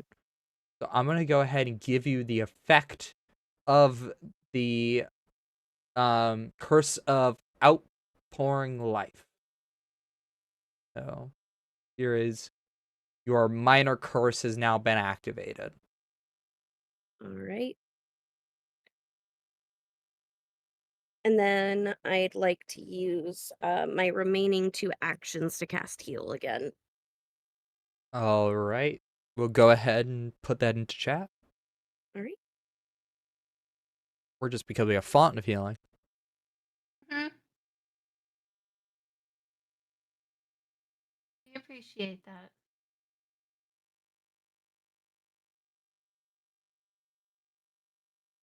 Okay. And then go ahead and roll. That's 10 addition, so 12 hit points recovered in your turn. Good job. Ooh, you're actually healed for 14 because Healer's Blessing is heightened at this level to grant additional HP. So 14 hit points. Every time you get hit, it just feels like a warm wave follows immediately after it. You're not sure whether it's just like the afterburn of pain or just the healing until you look over at Tiffany, who's like hands like cool down from overwhelming vitality. It's gonna end your turn. It is your turn. Bring us to the animated armor. It's so stupid. It's gonna actually make its first attack at Tiffany. It's got reach, and it hit all my friends nicely for a critical hit. That's a 29. Because it's 10 over your armor class. So that's 23 points of damage in a hit. Then I'm gonna turn to Heka and hit you with a gauntlet. Oh my god, I've never rolled this well. What the fuck? That's a 22. That's gonna hit you for 6 points of damage. And then Hail Mary on a last attempt. And that's gonna miss by 9. Alright. Pretty straightforward round. You look over and see Tiffany just get hit with some nasty stuff. So I'm gonna go ahead and let you just take that damage right there, so you don't have to worry about there you go. 23 points of damage. Ouch. All right, that's the animated armor's turn. Rowan. Okay. Again, this jackass in front of me will not quit. It's program. I'm sorry, it's only in its programming. That's fine, but I'm still gonna go after it with All my right, sword. go ahead. It's unfortunately gonna miss. As a reminder, we do have hero points if you want to reuse. Everybody starts off with 1. And there's a +1 just floating in chat, given by If there's a Sundance +1 Kid. floating in chat, I'm gonna take it. All 'Cause I only right, missed by 1. that hits. That +1 was already used. It was already used. I am sorry. Sorry. You can re-roll if you want that hero point. Everybody starts with 1. No, what Rowan would do instead is kind of just like pull back his sword, like hit himself on the chest. I've not tried this before, but he's gonna open up his mouth and I'm gonna use produce flame. Okay. Uh-huh. So that's produce flame. Go ahead and cast that real quick. Yeah. It is not letting me target. It's fine. Not even I'll do the letting. rest. I don't know what's going on. Tech gremlins have been a night. All right. Go ahead and make your attack. Make a spell attack roll against the target's AC. Gonna miss, unfortunately, by 6. And unless you're a hero pointing, that's the end of your turn. I don't have any movement speed, right? You're out of actions. Yeah. 2 to cast produce flame, 1 to attack. That's fine. That is bringing us to Heka. I'm gonna do something very similar to what Tiffany did, except for I'm gonna do it on Tiffany. I'm gonna cast Healer's Blessing. I hit the button. Yeah, you targeted the animated armor. I mean, I appreciate it. Don't get me wrong. No, I'm targeting Tiffany. I Like know, legit, that's who I had targeted was Tiffany. There you go. The healer's blessing is up. And then I'm gonna use the 2-action heal. All around me are familiar spells cast. Fucking paint. Jesus Christ, 25 healing to you. Tiffany, that's your turn. But damn, was that a good one? Yeah. Clerics don't let I think clerics. it even bypass some of your like not being able to take some of that healing. Yeah, you do Love it. take. It should automatically be calculated with the minor. But that's First. also with the healer's blessing. Take a status penalty equal to half your level minimum 1. So you take a status penalty of 2. So whatever it is, -2. So The basically, the healer's blessing that is cast on you just Evens it out. Yeah, basically you have an overpouring of the amount. Oh yeah, Curse of Life -1. So you're healed for 28 in total. As Heck yeah. as that glaive like is pulled out of you, Tiffany like reaches their hand out in a warm wave, and what would be a lot of blood immediately absorbed back into the body, and the wound closes as if it was never harmed. That brings us to Jorik. He's just sort of spinning around. It's like, "God, I'm going to get you, you son of a!" He's just going to try to bring this more stabbery.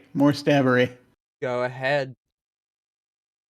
And, Are you by any actions. chance Mhm. trained in athletics? You I are. think so. So I have. if you Yeah. want, you can go ahead and try to grab the thing, which would make it off guard if you're successful, and then you could deal sneak attack damage to it if you hit. Oh. You don't have to. What's my? I'm just trying to help where I can. Let me look at my athletics here. I believe should be like +6. +6. Yeah, that's not terrible. I can give that a try. All right, go ahead and give me an athletics check. Sure, I'll give it a shot. Why not? That's a 25. That is a critical success. So it is considered not only grabbed, it is restrained. So it's not going anywhere. So yeah, it is now off guard and immobilized. It needs to make escape checks in order to get out. Now, if you use your sword, that wasn't an attack technically, so you're gonna use the +6. However, its armor class is now lowered, so it's easier for you to like get in there. Cool. All right. Go ahead and make your attack.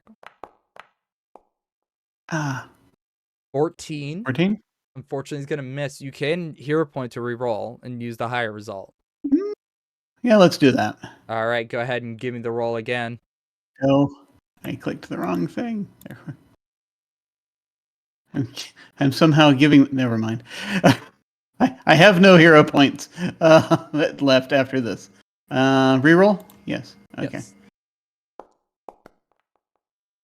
Oh, Ooh, that's much better. That's unfortunately 9's gonna miss. Oh wait, no, you did with the minus. Oh yeah, unfortunately 9 is gonna miss. You still have one more action if you want to go for just like a Hail Mary with a +2 to hit. The +2. You gotta roll a 15, but we also rolled 3 nat 1s in this game, so you know what? Fucking math is out the window. Yeah, he's obsessed enough. He'll give it a shot.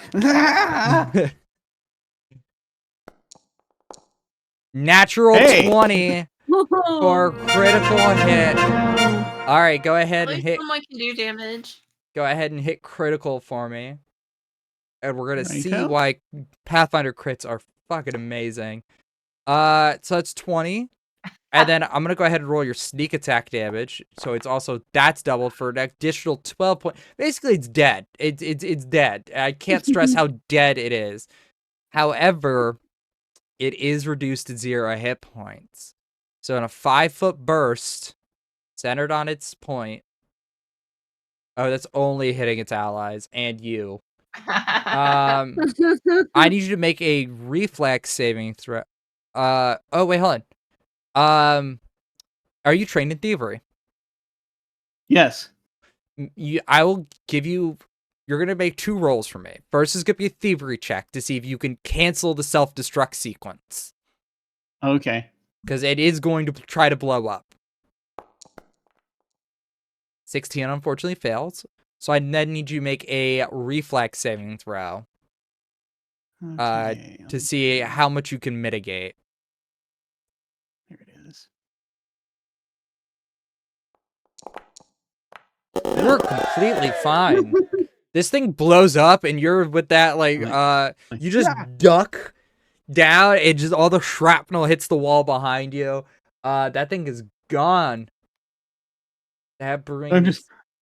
I'm just like, hey, Ron, what do you know? It did blow up. All right, well, it's that time again, folks, where I'm gonna try to grapple Alice. That hits. Come on, we got this. That's 12 points of damage. We're gonna grab you. And it's gonna work this time. I believe. Believe in me. Grapple. It worked! Natural 20! I believed in myself! Yay! So you're now grabbed in this thing's arms, and it's gonna punch you again while you're down. So it hits you for an additional 11 points of damage. So I'm gonna go ahead and combine those two for you for a total 23. And that's gonna end its turn, grabbing you. Make ready. Tiffany! Turn comes. Okay. Well, yeah, I think I'm just gonna have to cast heal again, honestly. Rinse and repeat. I'm so Uh, evil. I'm sorry. No, you're good. This is what the character's made to do. Gonna cast it on Rowan.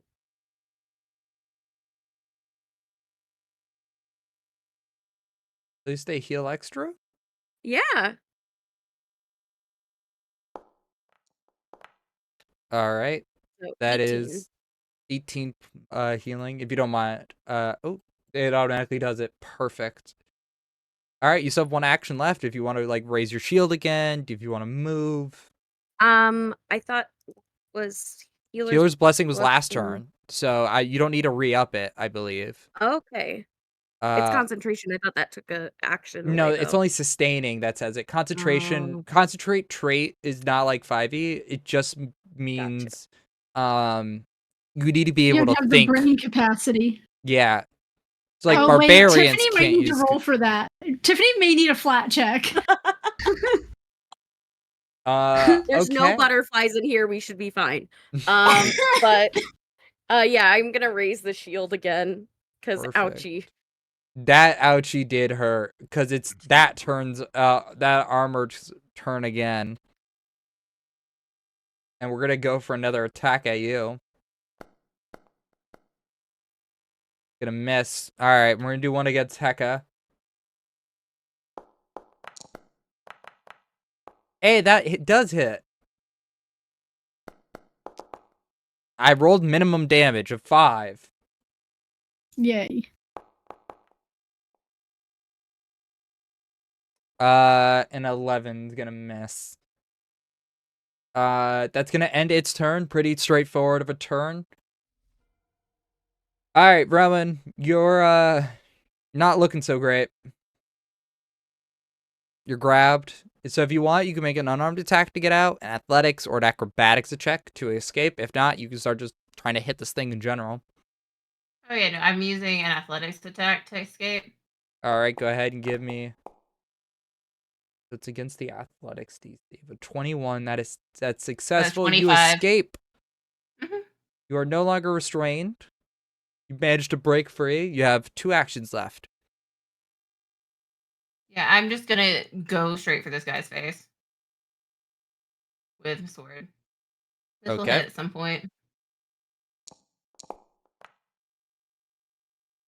Gonna miss.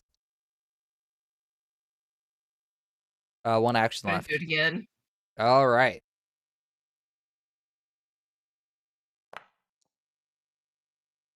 $18 is going to unfortunately miss.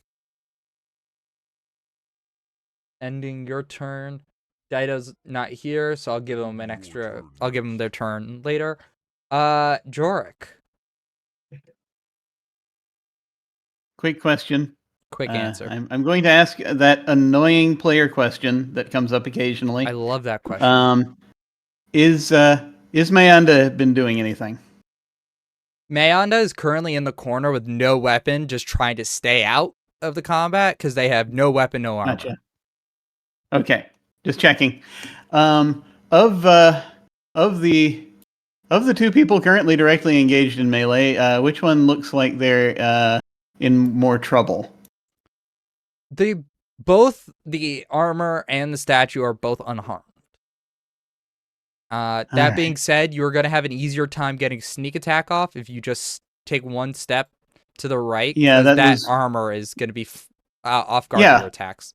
Well, yeah, that was my plan, but I was Okay. asking of my companions which one looks like they're in more trouble. Is what I'm saying. I feel Heka is, in my opinion. I'll be healing Heka us is? both, but I don't have a way of attacking. Well, I do, but I don't.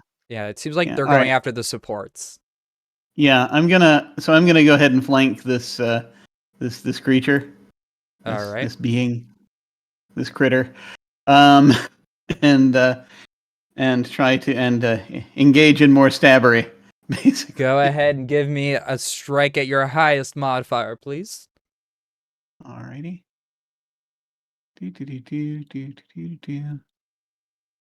Okay, strike. 17 is gonna hit. Go ahead and roll some damage for me as that carves into it. So that's 6. I'm going to give you an additional sneak attack because I don't know why it's not added for 12. Okay. 12 breaks through its hardness. So it takes 3 points of damage from it. Because that's all it can do. Yeah, so you managed to find a little bit of undercutting in some of its armor, managed to cut some wires. You have one more action left if you want to make another attack. Yeah, let's try prying that hole open a little bit, a little more. Okay, go ahead and make another attack for me. The +6. +6. Gotcha. Fortunately, 12 is going to miss, even with its lowered AC. That is going to bring us back to Heka. It is your turn. I'm going to use a 2-action heal on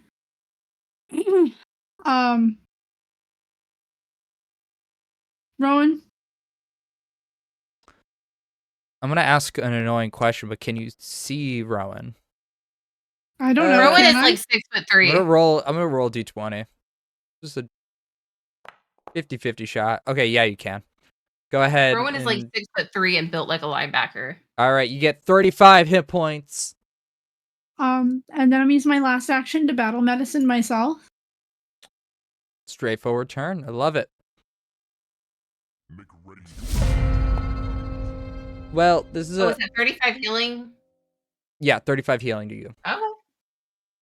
Thank you. The animated statue is gonna take a step, flanking. See, this is my favorite Pathfinder tactic. The line of flanking with each other is gonna go for Jorik. He's getting tired of having to deal with a pesky champion. That hits. Ooh, I didn't mean that to be secret. Wow, James. It's okay though, because that triggers. Why did you say September rolled?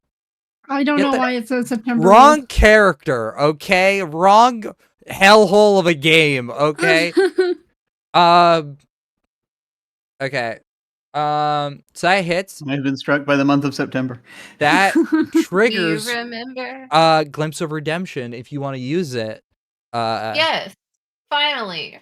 Okay, this thing is going. So your ally gains resistance to this attack. So you're going to lower the amount of damage, and this thing becomes enfeebled to, lowering its to hit and its grapple. Jork, unfortunately, you're still going to take damage, as it's going to try to hit you, but this is mitigated. So if you select your character and then hit damage, this will be lowered. Okay, character is open. Where did the is it on the hit points? Oh, you don't have to. No, in the chat. You could just as long as you have your character clicked on, You can Oh, just put damage. damage. Gotcha. Okay. So you take 5 as part of that is mitigated from Got it. the champion's resistance. He is still going to try to Ah! grapple you as its last action. Even though it's enfeebled? Even though it's enfeebled. Listen, it has very straightforward programming. Fortunately, that is still a critical success. You are grabbed. Sorry, you're actually restrained. Oof. But that's okay. You Brings us to are Tiffany. next. A conga line has formed of attackers. What I would need you no like to more do? healing, finally. Yeah, and Okay. no healing is needed. All right. Weird turn of events. I am going to first off,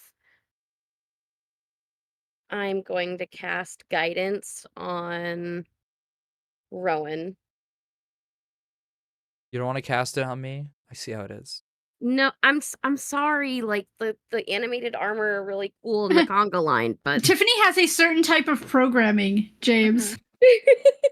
All right, Just Rowan. boost the highest target.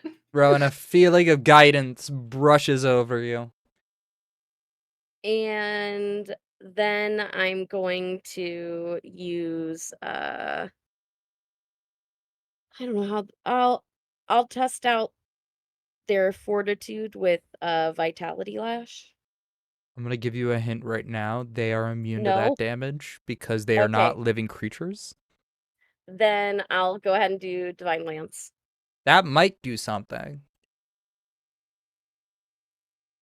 Hold on. Is there a way to target? Could I give you possibly a better recommendation? It's a Yes, spell I am slot, here for it. but spiritual armament would deal damage. Okay. The attack deals spirit damage. Fuck. All your stuff deals spirit or bleeding damage. You're not built Yeah. for robots. I'm not built for robots. You I'm could Yeah, I'm built not do built for robot. you could do like a maybe not a heal but a support action like forbidding ward, which would give an ally a bonus to their AC against a specific enemy's attacks. Yeah, absolutely. Let's do it. Okay, what That's ally great. would you like to protect? Um, Guys, squishy. I'm going to Hecka, do you need it? Or I was gonna either do Yorick, cause grappled, or Hecka is what I was thinking. I'm I know my AC is very low, I will give it to Hecka just to help. but Jorik has bad guys on both sides. The armor's up next, though. I am in That the is middle of a me. pain sandwich. All right, it's up, Your turn. which is great because it's gonna immediately start attacking you, Heka. That hits for 6 points of damage. Gauntlet. That hits for an additional 8 points of damage, and then it's gonna Hail Mary its last one. Rolls a 2. It does not do anything. So this one just, once again, rinse and repeat in its programming. Stab, punch, miss the last one. Brings us to Rowan. Alright, this thing's off guard. That means nothing. Means it's But I'm got a still gonna lower try AC. and hit it in the back. Alright, go right ahead. 19 is going to hit. Just Finally. need to deal more than 6 points of damage. 15. It reduces part of this, but hey, damage is damage. Is the first time this thing's actually been hit.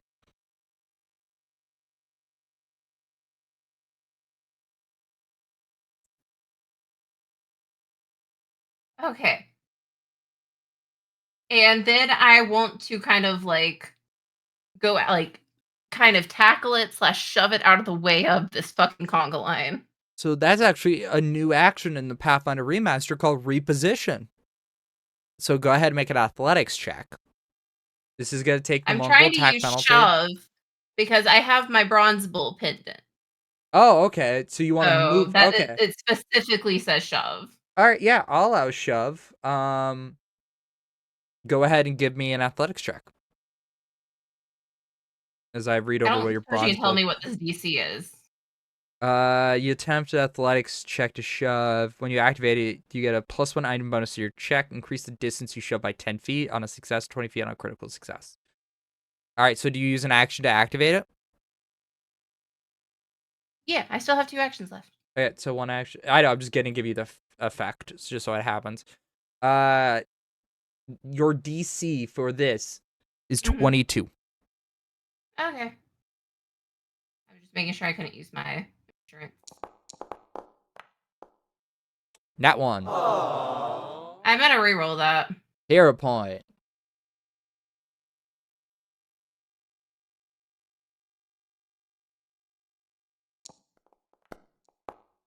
Nat 1.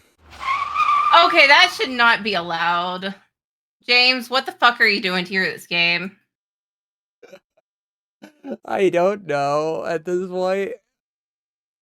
I think Foundry's drunk.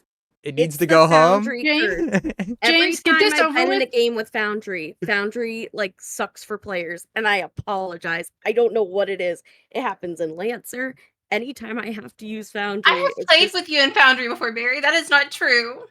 true. This is James's fault. This I is am a blaming them. statistical anomaly, I- even for my bad luck. Even I don't roll this bad in Mechfinder, and I roll notoriously bad. I feel In like Mech- Will Wheaton came in while I was out getting dinner, cursed the computer. The tech gremlins have came in and were like, "You're never going to finish this combat." All right, that's Apparently good. not. You get your nat 1. I think you go prone off of a shot. You know what? I'm gonna say from the hero point, you don't crit fail. You just fail normally. So you're not gonna go prone from the shove. Because I feel like 2 nat 1s on a hero point is especially mean on a thing that you also sacrificed your talisman for. Yes. That's gonna end your turn, however. Bring us to Heka. I'm going to use 2 actions to drink a healing potion.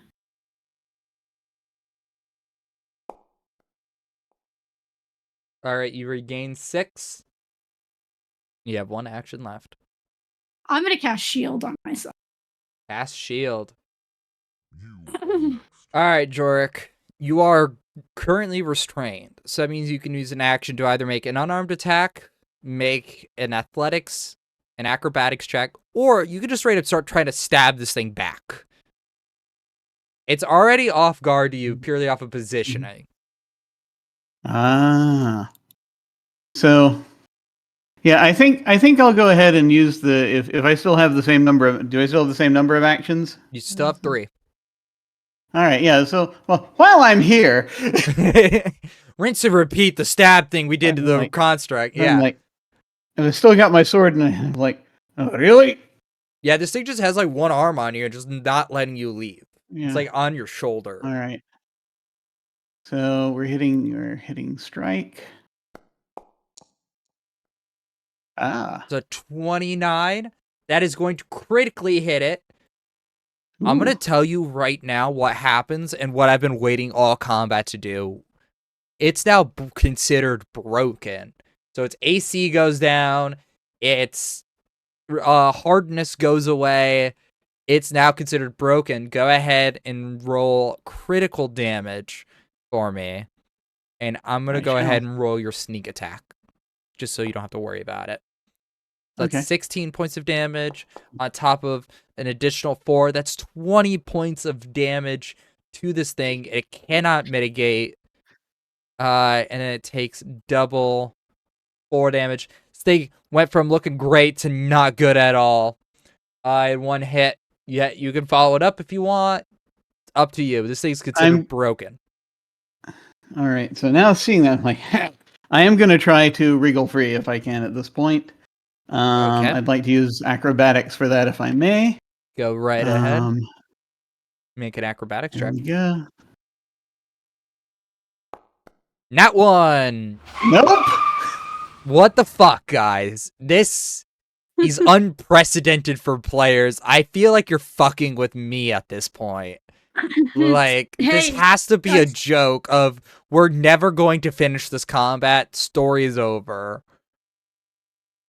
This was There's a no low escape. combat. This wasn't meant to be difficult. This was. What did you expect when we started with 3 nat 1s in I a row? thought that would be an outlier, not the theme of the game. My bad for believing in people. You still have 1 action left, by the way. If you want. Yeah, let's try stabbing him again. If I'm going to Why be here not? for a while. Go right ahead. This one you make with the lowest number, because technically Lowest escaping is an number, okay. attack action. Okay, I got you. Quick question: Quick If I answer. attempted to escape, could I attempt to escape again? Yeah. Using the third action, because I feel like I'd rather do that than find out whatever it is that's going to happen while he's locked onto me. A lot of punching. Probably. So is that same acrobatics? Do I need Yep. to do anything to it before I? Nope. Go right ahead. I'll do Alrighty. all the math Yeah, afterwards. let's try that. Okay. Alrighty. 13's unfortunately not Christ. going to do it. Well, it's I'm better than a sorry. 1. However, as we enter round 5, I'm going to go ahead and roll a d20 to see what Mayanda was doing during the last few rounds.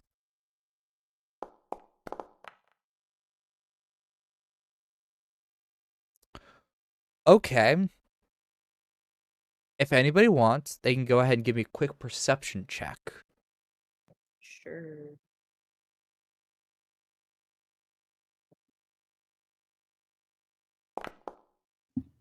I had a thing in my notes.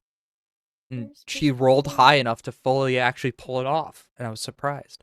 Hecka, you see her at the table behind Rowan, interacting with some illusory projections and hits a button.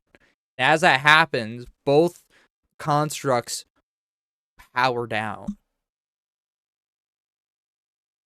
And she just goes, found the off switch. Because, I wasn't given any weapons or armor to protect myself. So, did it. By the way, this Thank wasn't a thing you. I just made up. I literally had it in my notes. If she rolled a 18, 19, or 20 on the D20 on a flat check, she would find the off switch of this combat. Yeah. Kick the robot. This would be like, can anyone help unwedge this arm, please? Yeah, Mayanda comes in, helps you take it off. All right. I would like to take a few minutes to treat my wounds, because ow. I'm going to say you guys can take some time to treat your wounds, look things over. Jork? I'm just going to look at Amanda for a second. Can you use a mace? You know what? I'd prefer and she just like goes over the animated armor's thing, breaks the glaive into like a short sword, and is like, I'd do better with this.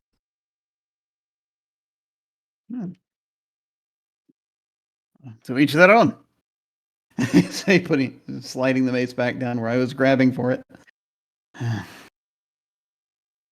Oh God! I think that thing cracked my rib.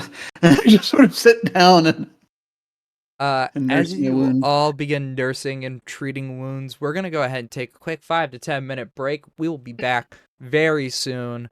So stay tuned as we find out what is further below Torch. Goodbye, everyone. That's going to be on the. Wrong game, James. Correct game. Hello, everyone. Welcome back to the Lost Caravan RPG.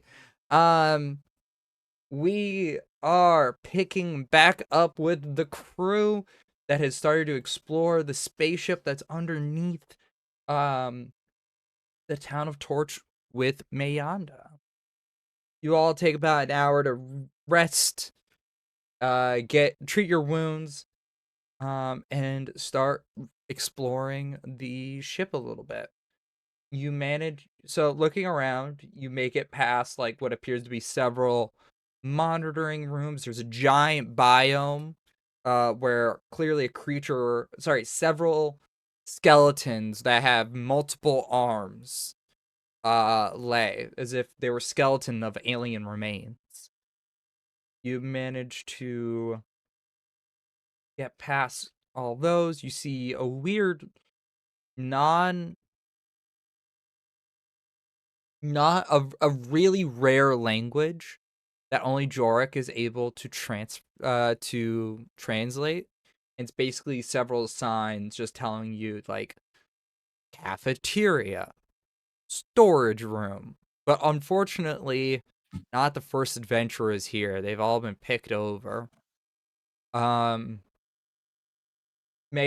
does find like a hand crossbow and just asks like, "Hey, listen, I think I've proven myself. Just in case, you there's some bolts too. Just because another one of those robot things attack us, I don't have to, stand in the corner and do nothing." I mean, you didn't slight us. I just don't have anything extra to give. It's fine. I'm I mean, I seriously. can give you a bomb. I mean, not no. I'll take a bomb. Sure. Not no. Yeah, I mean, I've got like 4 of the alchemist fire, so I can hand over one. All right. Remove one alchemist fire Yeah. from your thing. And as you all begin to dive deeper into the ship, you start to see really strange technology, like broken technology, of various mechanical creatures that have all been long destroyed and long rusted. Till I'm gonna go ahead and bring us over. You all make it into the engineering room.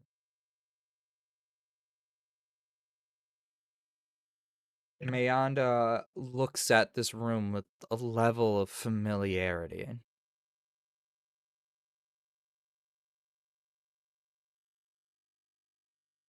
I don't know about you guys, but I'm not pressing a button again. I don't blame you.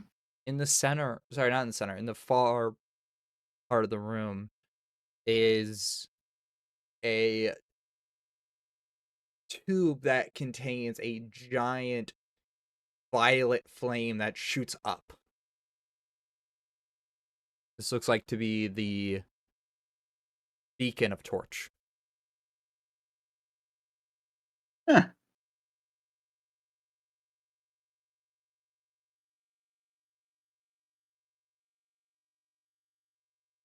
That means nothing to me. Bill looks at you and goes, "All right, your mission's over. Leave me."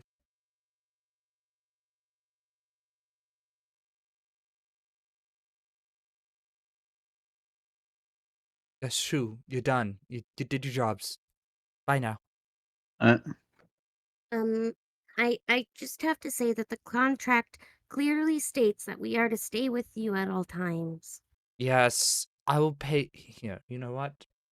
She looks around, picks up like broken bit of a gun that has like a crystal in the center of it, tosses it over to you guys and goes, "That'll get you about 60 pieces, gold pieces. Well worth a contract. Is that enough?"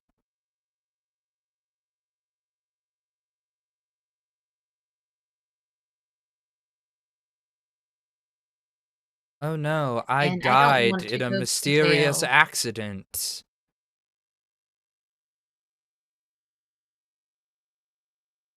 Entropy Emporium? Hey, gang! I hope you guys had a great session 0. Welcome. This is going to be a really awkward scene because you've missed a lot of setup, but we're having a very interesting diplomatic talk about betraying contractors. So they look at you, and Mayanda just goes, "You've done your job. Contracts fulfilled. And we don't need to worry about anything else. Take the way you came back. I died horribly. We all go our separate ways."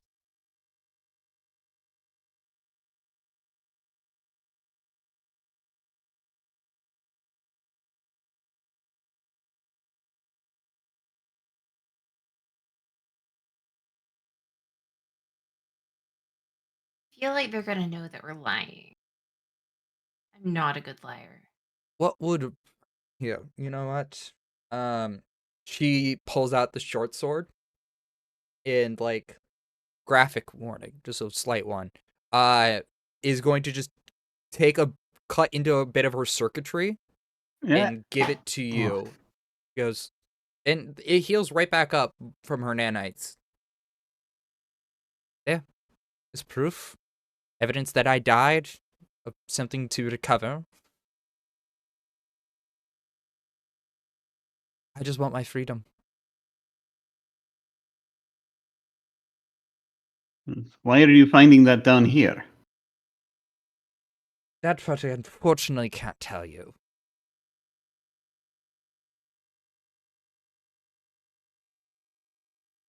Has her demeanor changed at all from? Fully has changed. Instead of like the frail, like I'm just a poor innocent person, has now gone into like a commanding boss, like standing fully up straight. Um, is definitely looking a lot more confident.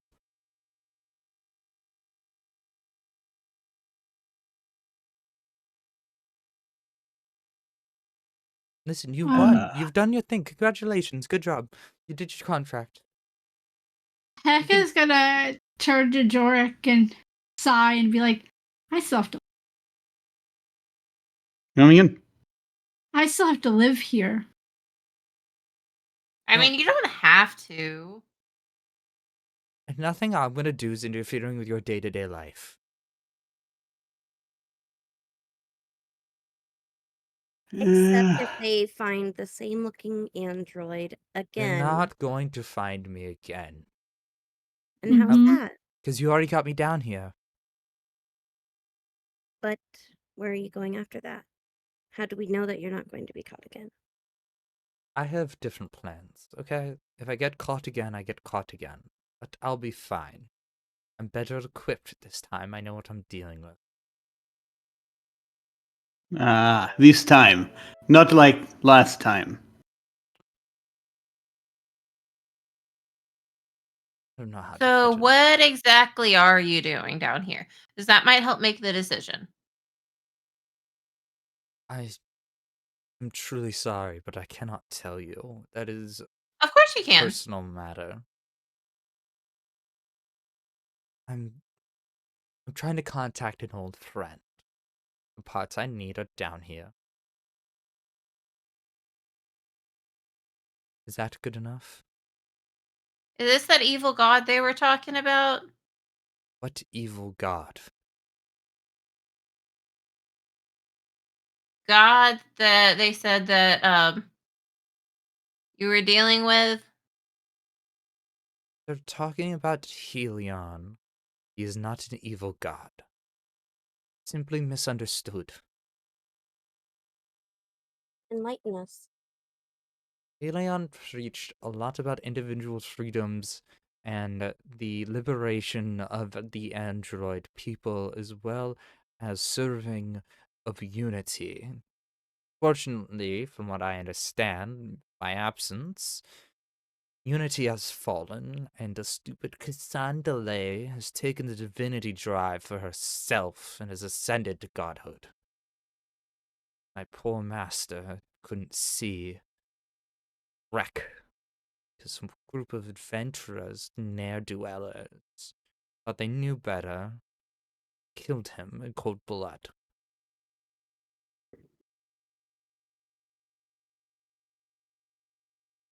But are you gonna like kidnap babies or No, council members or anything anymore? no, I'm not gonna do that again.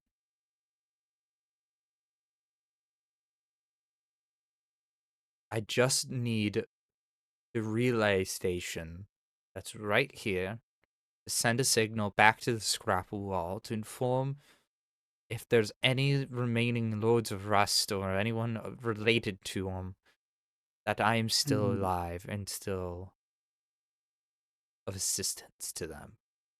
And then you can do what? I haven't thought that far ahead. So, like, Think how that's do a we bit of a know? lie. You thought far enough to fake your death.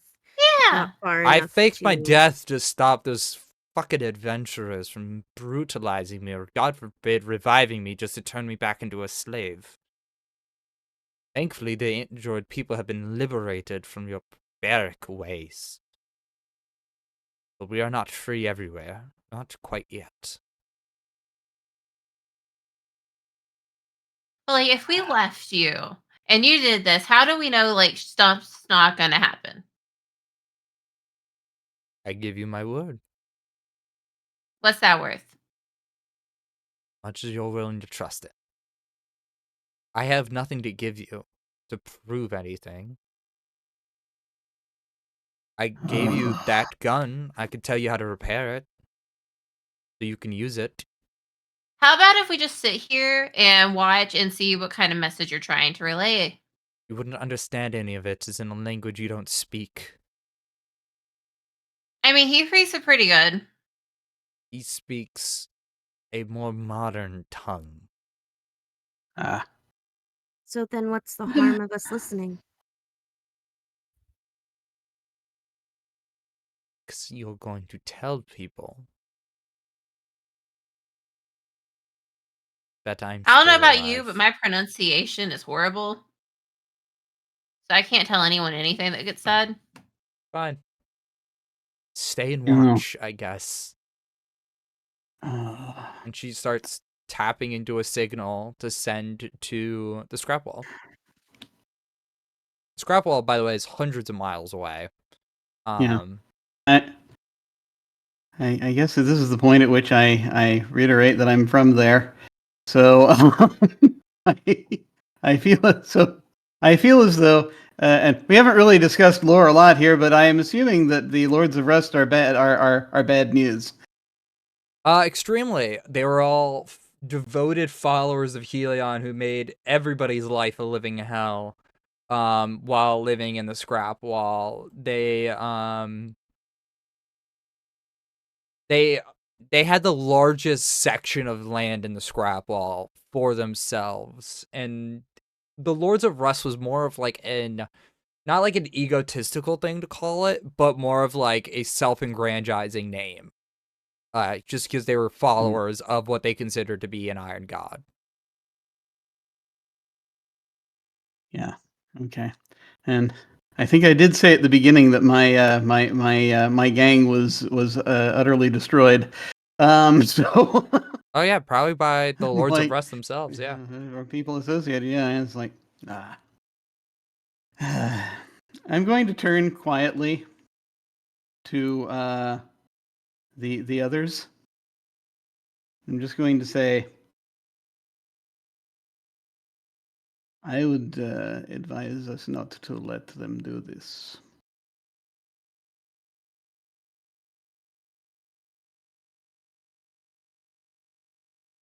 Lords of Rust annihilated my and anyone I had left that was family.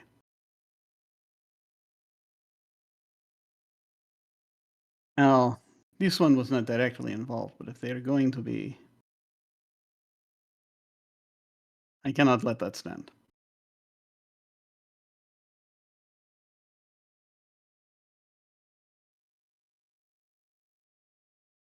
But for your sakes, I will not. I will not do anything if you do not wish to do anything here, because I do not wish there to be collateral damage. Well, I guess Let's you leave see. me no choice. No, Pulls out I was the. talking to the others, Oh, but yeah, sorry. I thought I I presume she could misunderstood. hear I it. assumed she could hear it just by proximity, Yeah. and she just says that. Pulls out the bomb. Alice just handed to her. Throws it at you guys, and that's where we're gonna roll initiative. Oh, As okay. you are now interfering in her plans, and she is not happy about that. I mean, that's 1d4 damage if anyone actually gets hit. It. You know what? Tiffany's in the front. I'll go ahead and make an attack.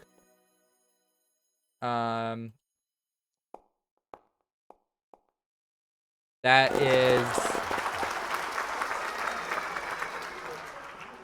That's gonna hit.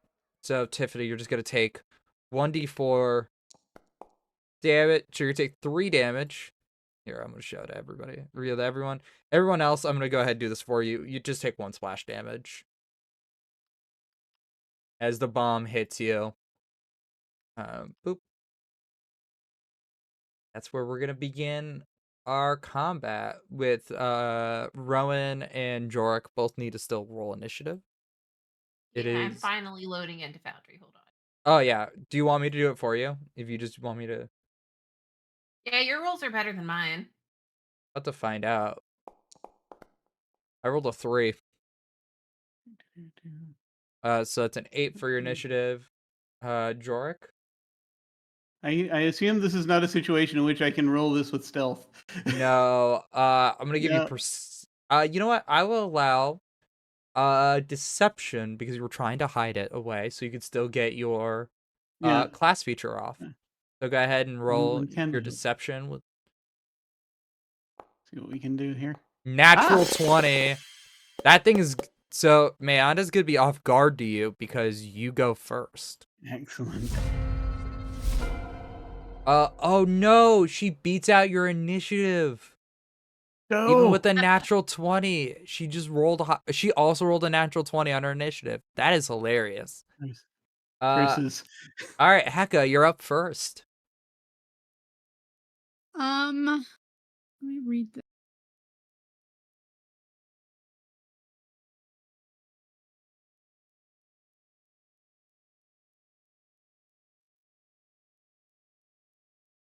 Hmm.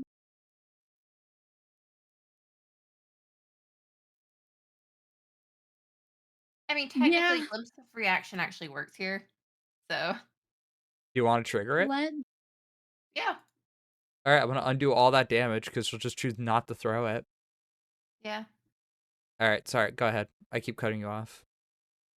I'm gonna use, this might be early to do this, but I don't know what this bitch can do, so let's just cast some Forced Mercy. Forced Mercy. Ooh, you're trying to get me to be non-lethal? So mean. Oh, I got a failure by 2. So I'm affected for 1d4 rounds. For 2 rounds, all my attacks are now non-lethal. Motherfucker. It's gonna make killing people pretty hard. I mean, for 2 rounds. That could be enough. And I am going to use my last action to shield myself.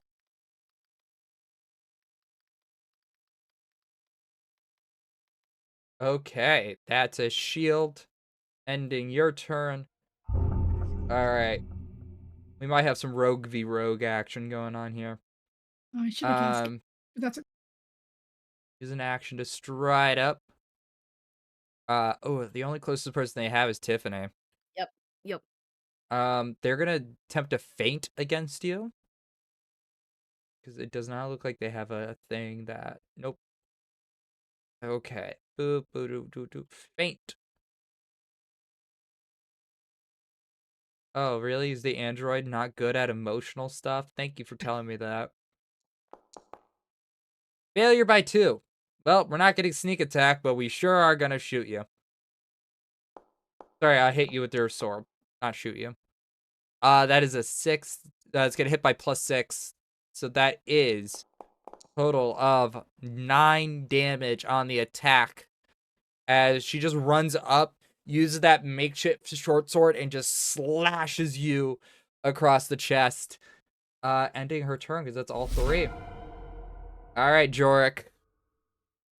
You have a So I'm betrayer. turning around, like I just point as I'm stepping around because I'm going to step around to the other side.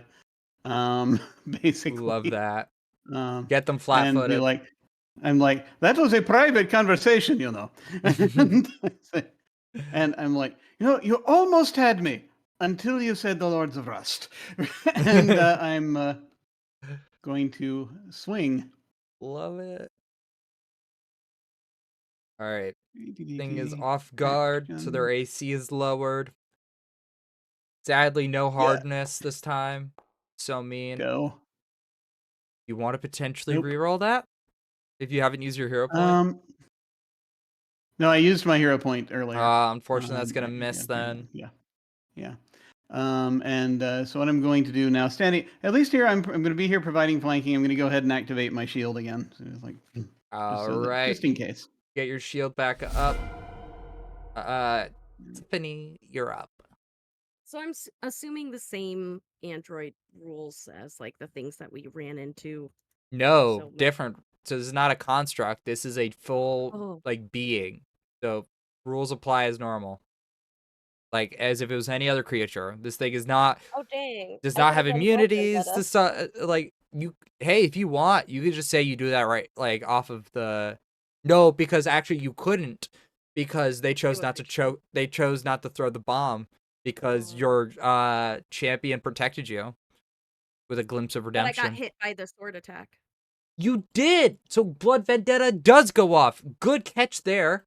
That is the correct damage. Go ahead and cast that into chat, and I'll go ahead and make a fortitude saving throw.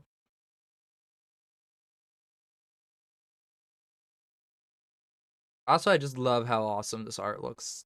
I'm not gonna lie.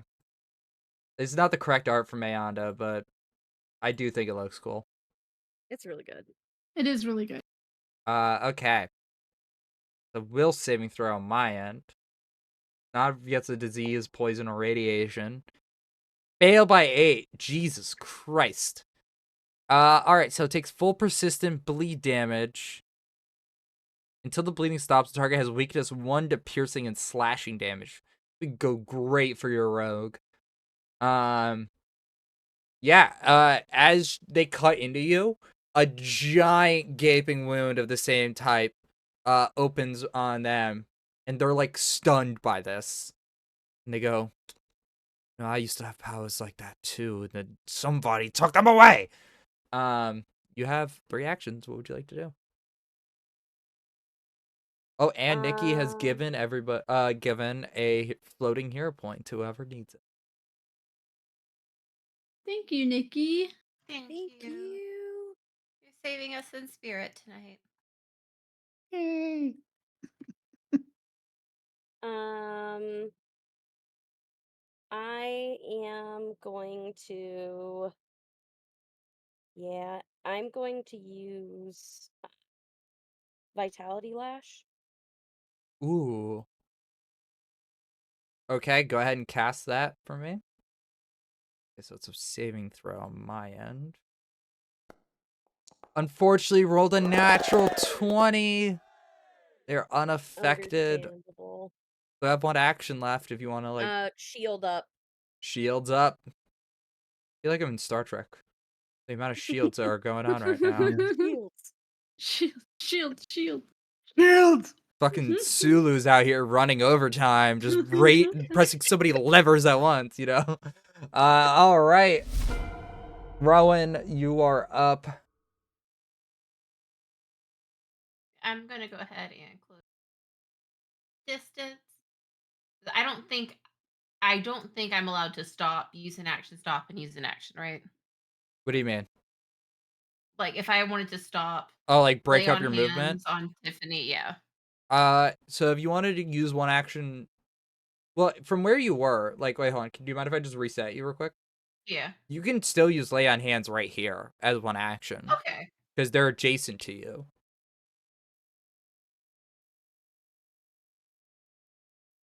Yeah, then I would first go ahead and cast Lay on Hands on Tiffany and give her back just a little bit of that damage. I'll take it. And you get a +2 status bonus to AC for 1 round, so your armor class is effectively increased by 4 because circumstance and status bonus stack with each other. So And goddamn. because I automatically cast Lay on Hands on the highest too. So Ooh, yeah, that's 12. yeah. All right, so And that's 1 then action. I'll move up. Mm-hmm. And then it's really poor to take advantage of people, especially when they're trying to help you out. And then he's just going to aim for her and That barely hits, but that still hits because they're off guard. For a wait, hold on, it's a 22 to hit. Yep, that hits. Go ahead and roll. You still have targeted Tiffany, by the way. I just want to let you know that. oh, Poor Tiffany, who just got healing, is now getting a great sword. The love sorry. I'm feeling in this group. All right, that's 6 points of damage to the android. Ooh, they're not doing well. That's all 3 of your actions. Bringing us back up to Heka. I'm gonna cast needle dart. Goddamn needle darts. Let's just type? do. There, you said there's a lot of adamantine around here, right? So that'd In be these like parts, and yep. You're in the so- earth right now. You could easily just like call down adamantine in little like Yeah. bursts to come like. All right, go ahead and give me that attack. That's a 13. Unfortunately, that's gonna I'm miss. gonna Pura Point. All right, that is a hero point used for a total of 20, which just hits. Go ahead and roll some damage. And we're not why are we so mean to the person who betrayed you? They take 11 damage because they actually have weakness 1 to piercing damage right now. Oh, that's why I use. And then I'm gonna use my last action to go over here and give our champion a flank. So this is another Pathfinder maneuver that I call the Cross of Death. It's very simple. You take one enemy, you get on all sides, and that bitch ain't going nowhere. They can't move. Well, they can. They have to make acrobatic checks. And then they're fucking flanked on all sides. This is a deadly maneuver, They should have stayed everybody. against the wall where they were. You shouldn't stand against the wall. They're gonna attempt an acrobatic. Actually, they can step right here to get out of the flank. And then we're gonna hit. We're gonna feint on Jorik, which is probably not the greatest one. Yeah, critted diversion is just the same. That's a success. So you're off guard to this next attack, which means I can potentially deal sneak attack damage to you if I hit. I miss by 2, even Yes. with you being off guard. Wait, hold on. No, actually, you being off guard would give you the equivalent because it didn't auto apply. So that does hit, unfortunately. Does give you give sneak attack. And off guard, I What didn't see the Alice is attack coming, saying- right? No, you did. You have nimble dodge. You negate I that do. shit right out of the fucking way. As they roll to like hit you with their short sword, you roll in succession, and it's just like 2 like rogues looking at each other with knives in their hands, getting ready to go. Yeah, that I can't argue with that. That's just good fucking planning. Shit, that's all their actions. I don't know what else to do. All right. Well, it's gonna end their turn. Wasted the whole thing because somebody had a good reaction. Brings it to your turn. Okay. So I'm just sort of in kind of a crouching position, and I'm just sort of after I've just sort of moved out of the way, I'm like, and I will tumble over here. Love that. Tumble. I just move over there, Mm-hmm. and like bring the sword around to Go once ahead. again attempt stabbery. Strike. That is a 22. That is gonna hit. They are off guard, which also means you get sneak attack on this hit. Go ahead and roll some Excellent. damage. I'm gonna go ahead and roll your sneak attack for you. Righto. Thank you. For 10, let's see if we get a 6 on the die. 14 points of damage. Ouch. So they take actually additional damage because of the weakness. So they are not looking good, but they are continuing to fight for their cause. You have one action left if you want to follow that up with another one. Just renew the shield. That's it. Renewing the shield it is. Yeah. Somebody's feeling defensive today. Okay. Shield is back up. That brings us to Tiffany. I'm gonna use Divine Lance. Fucking hell. Divine Lance. Yep. This is where it all turns around for me. Go ahead. I can use all my spells finally. We built this character for this one combat, and it's gonna show, damn it. All right. You hit me. Go ahead, cast Divine Lance, hit the attack. Oh, that was so close to that one. I was panicking. I was 22 freaking is out. gonna hit. Go ahead. For 6 points of spirit damage, which is a new type of damage. But androids, we have mentioned this all stream, do have spirits. They have souls. So that hurts like a motherfucker. As that, like, a bolt of, like, pure divine radiance leaves your hand, overwhelming with vitality. You have one more action left. I'd like to use guidance. And I'm going to give it to Rowan. Okay. To get a Rowan, +1. you now That have... it's not able to get into the foundry again. All right, well, I'll tell you this. You're one step away from just striking the person down. Yeah, no, I need to be in range. Okay, you're in range. For Theater of the Minding, you rush forward, sword in Yes. hand. Do you make a strike? Or do you do something else? She's looking pretty damaged, so yes. All right, we go with first strike with a +10 guidance, bringing us to a +11 for a 26 that hits as you cleave into them. That is a total of 9 damage, which is just enough to cut them down. Bayanda's body falls as combat ends. The humming of the fire in the engine room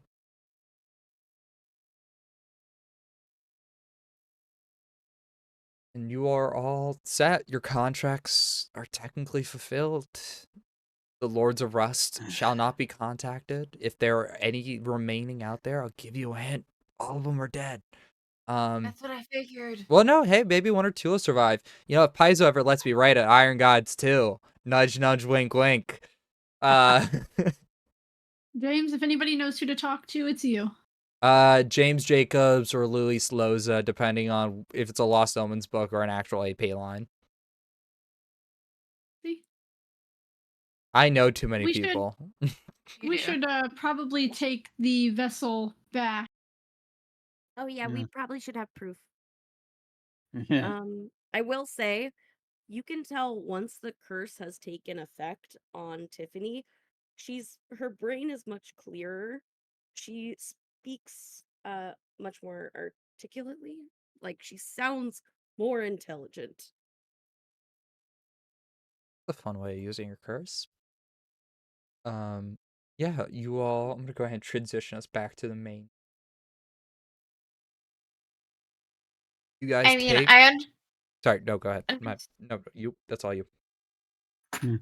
I understand that we might want to like bring her body back, but maybe we should only bring some of it. After all, she was very concerned about them like bringing her back and using her body as a slave, and I worry they might actually do something like that.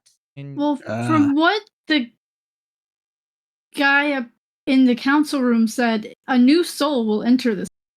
It will not be her. They didn't seem really inclined to be nice to anyone in this body, to be fair. and You do have a bomb. York, I will say you'd Hmm? know this off the top of your head. Slavery has been disbanded from the android slave trade specifically has been disbanded for the last 8 years when the technically fell. Um, Slavery in general, just as a fair warning for everybody, is illegal in all of the countries of Galarian. Unfortunately, now we do have capitalism. Argue with that as you may wish about how much that technically constitutes Yeah. slavery or not. But Yeah. I'm saying specifically for her, worrying about entering an android slave trade is literally illegal. And with the That technically means being nothing. dead.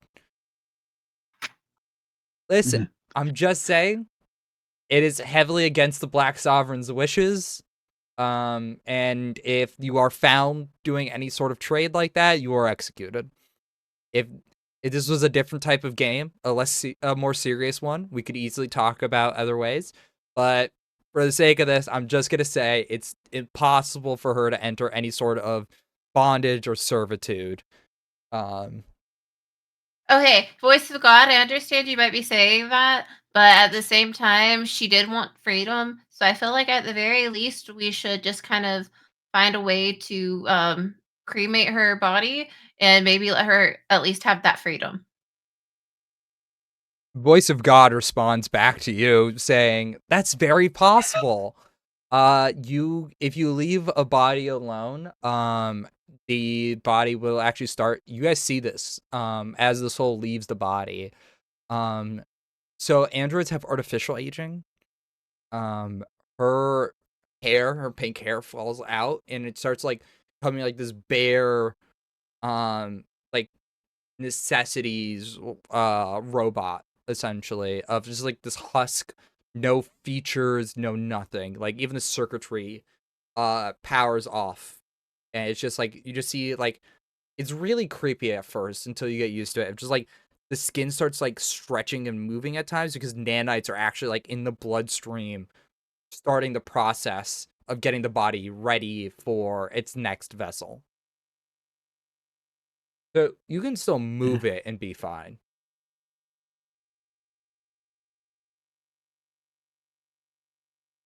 Yeah. So it's going to be somebody else when it wakes up. Do we want to? Do we want to destroy it so that doesn't happen? Is that your thought here? So that doesn't happen to whoever's next. I mean, I something mean, else we could do is get it out from under here, put it somewhere safe during the change so they can't see who it was before.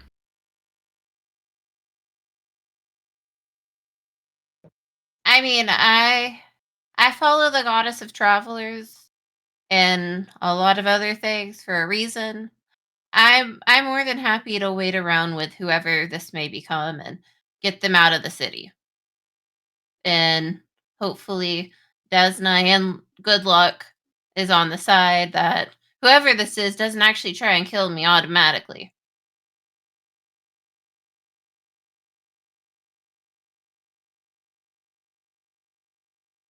You guys live here, so I'm not gonna ask you to Okay. leave, but like Ah, I was waiting to see if what wakes up is a friend or enemy. Sounds like a fun game. Yo, Inner Point, welcome. We're wrapping up our Pathfinder game and currently talking about Mm, morality sets when it comes to Yeah. androids and during the Yeah. reconstruction phase. And I just want to make it clear that while I'm having this moral discussion, I am also stripping the place of anything that might be left over that might be valuable. You actually find a few things that are of like technological. You find a specific type of like tool sets used to like repair technological items. a set that so there's a condition that weapons, specific technology weapons have called time worn, means that, like, it hasn't been used in a long time. This set helps remove the like oldness from it, like essentially removes the rust from the item so it can be used. So you know that you could use this potentially with the gun that you were handed, because that is a real gun. You see like where to put the battery slot and everything, and so you know if you spend enough time with Konar Bane, you could probably get this thing up and working again. What kind of batteries does it take? The same one people get paid in. Harbulary batteries. Silver batteries. They're called silver batteries.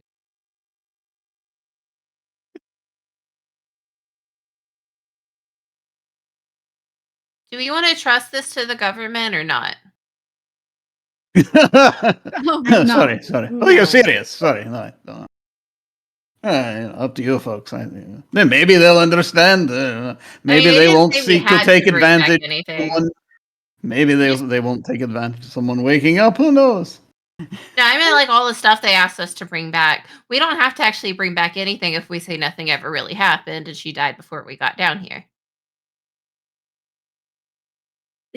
We even have proof of the one area with the minions that she summoned those as soon as we got down there to try and kill us. And we had to quickly dispatch, and we were unable to finish the mission. We still got the remains of this little fellow, he says, holding up the spy. I mean, she did also turn off the machines. Could have been the on button too. I mean, to be fair, I think I was the one who pressed the on button on that. It's called a lie. We're lying. Oh. Still, though. To make it look like she set us up in the room before here.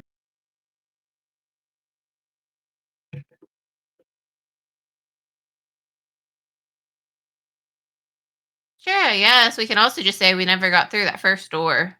Doors are pretty hard for adventurers, I find. Mm-hmm. And fences.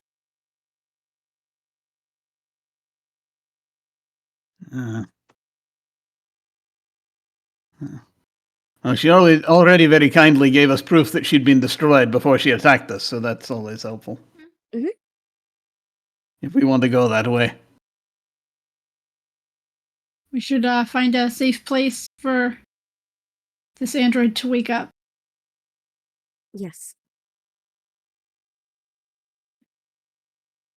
Does it look like the vessel itself needs to be healed in any way, or is it just doing it all on its own? It'll do that on its own. It's part of a subroutine that automatically enacts when its vessel dies. Okay. But sure, I would say you guys eventually manage. We don't need to get specific. Find a place for this thing to wake up, safe from any government hand. Don't know why we're not trusting the government in this case, but sure. I get it. Some of us worship the goddess of freedom. Listen, you know what? Androids are free people in Numeria. It's actually one of the safer regions for androids to be in, especially if you take it to Starfall, which is the main capital of Numeria, which has the highest android population in all of the world. Yeah, but government. The government isn't evil in every single story. No, it is. It's I get. Fuck the establishment. It's a capitalist system. Of course, it's evil. This is more. Listen, we could talk about the socioeconomic status of Numeria a different day. It is technically a capitalist system, and you're right in that matter, but regardless, you eventually find a safe place that you all deem fit for this body to rest and eventually wait for its new host to enter. This is where we're gonna end tonight's game. Thank you to all my players, and thank you, chat, for being with us through so many nat ones. I mean, an astonishing number. I cannot fathom the amount. 8. 8 nat ones. This is a record. Is that folks. all? I Okay, feel well- like there were more. We had many like 2s and 3s. There were a lot. I literally went through and counted. And 3 of those 8 were 3 mine. in a row. Like, anyways. Between me and Dido, we have 5. Anyways, fuck statistics. Thank you all for being here and joining us. We're gonna go ahead and close out the stream. So we're gonna go around the table once more. You're gonna tell us who you are, what you're working on, and if you are got anything cool. So we're gonna start with Mary. Hey everybody, I'm Mary. My pronouns are she, her.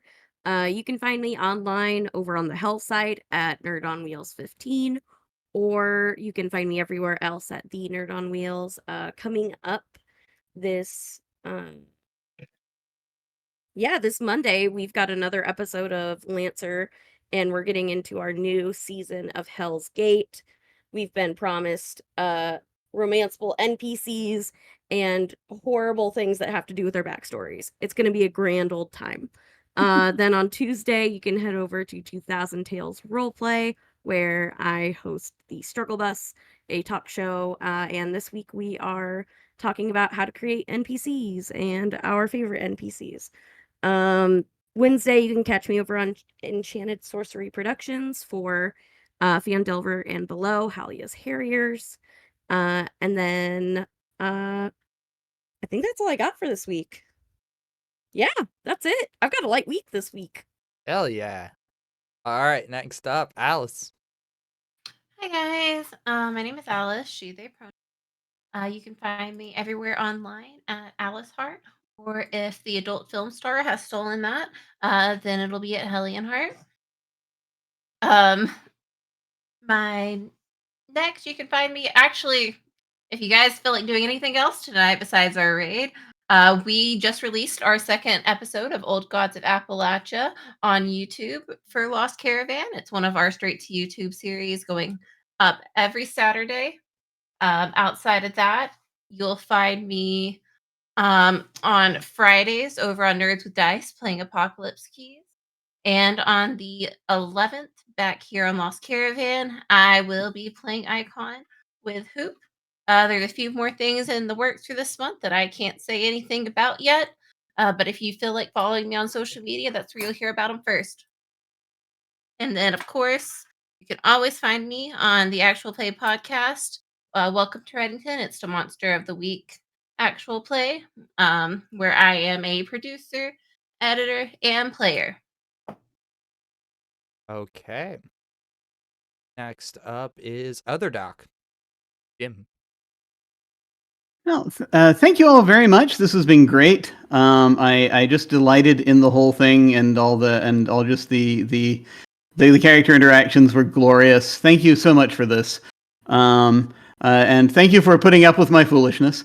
We had a let me see the thing it was just very cool. It was neat. I have not actually gotten to play Pathfinder for about a decade. So it was neat sort of seeing how things have been updated. So this was very cool. So thank you all very much for this experience. I am Jim Ryan.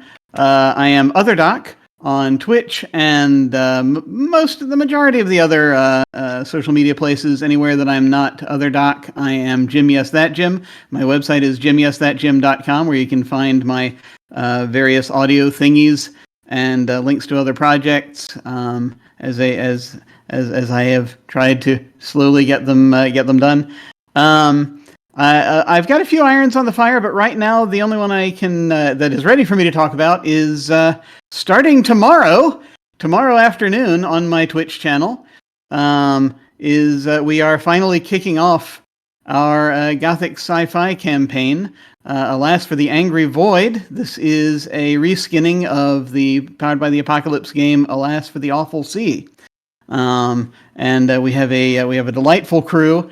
And tomorrow we are doing our session 0. We've actually already recorded it. So it's going to be a pre-recorded thing, but this is the first time it's going to be seen by anyone. Streaming it tomorrow at 3 Eastern, and it will then we'll be doing our game live Sundays at 3 p.m. Eastern on my channel, Otherdoc, OTHERDOC. So for anyone who would like to come and see that, it would be much appreciated. Thank you all. This has been great.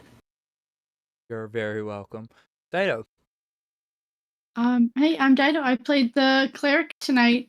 I will be doing a couple of more streams later this month. I've got Demigods on the 17th, and then Beacon on the 25th. But also you can catch, I am also doing on a straight to YouTube where I do Cult. It comes out every Friday. Second episode went up yesterday. There's a lot of emotional trauma that is not even caused by the GM. The players have been doing it to each other. So it's definitely a wild ride on the highway.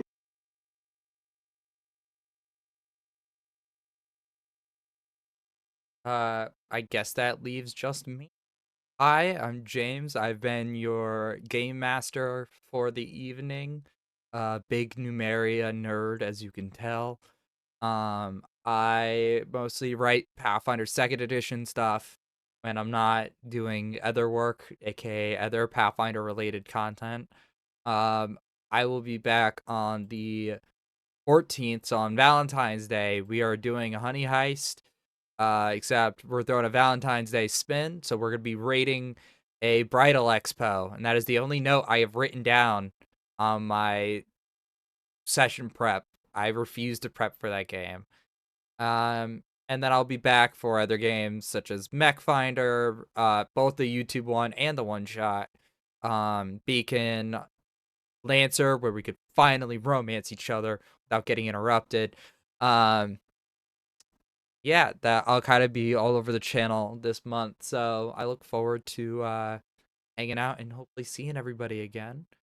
We are gonna raid High Shelf Collective. Hopefully, they're also not wrapping up. They're playing one of my favorite games, Die, based off of the amazing comic book series, also known as Die. So yeah, I hope everybody had a good time and forward to seeing you again very soon. Goodbye, everybody.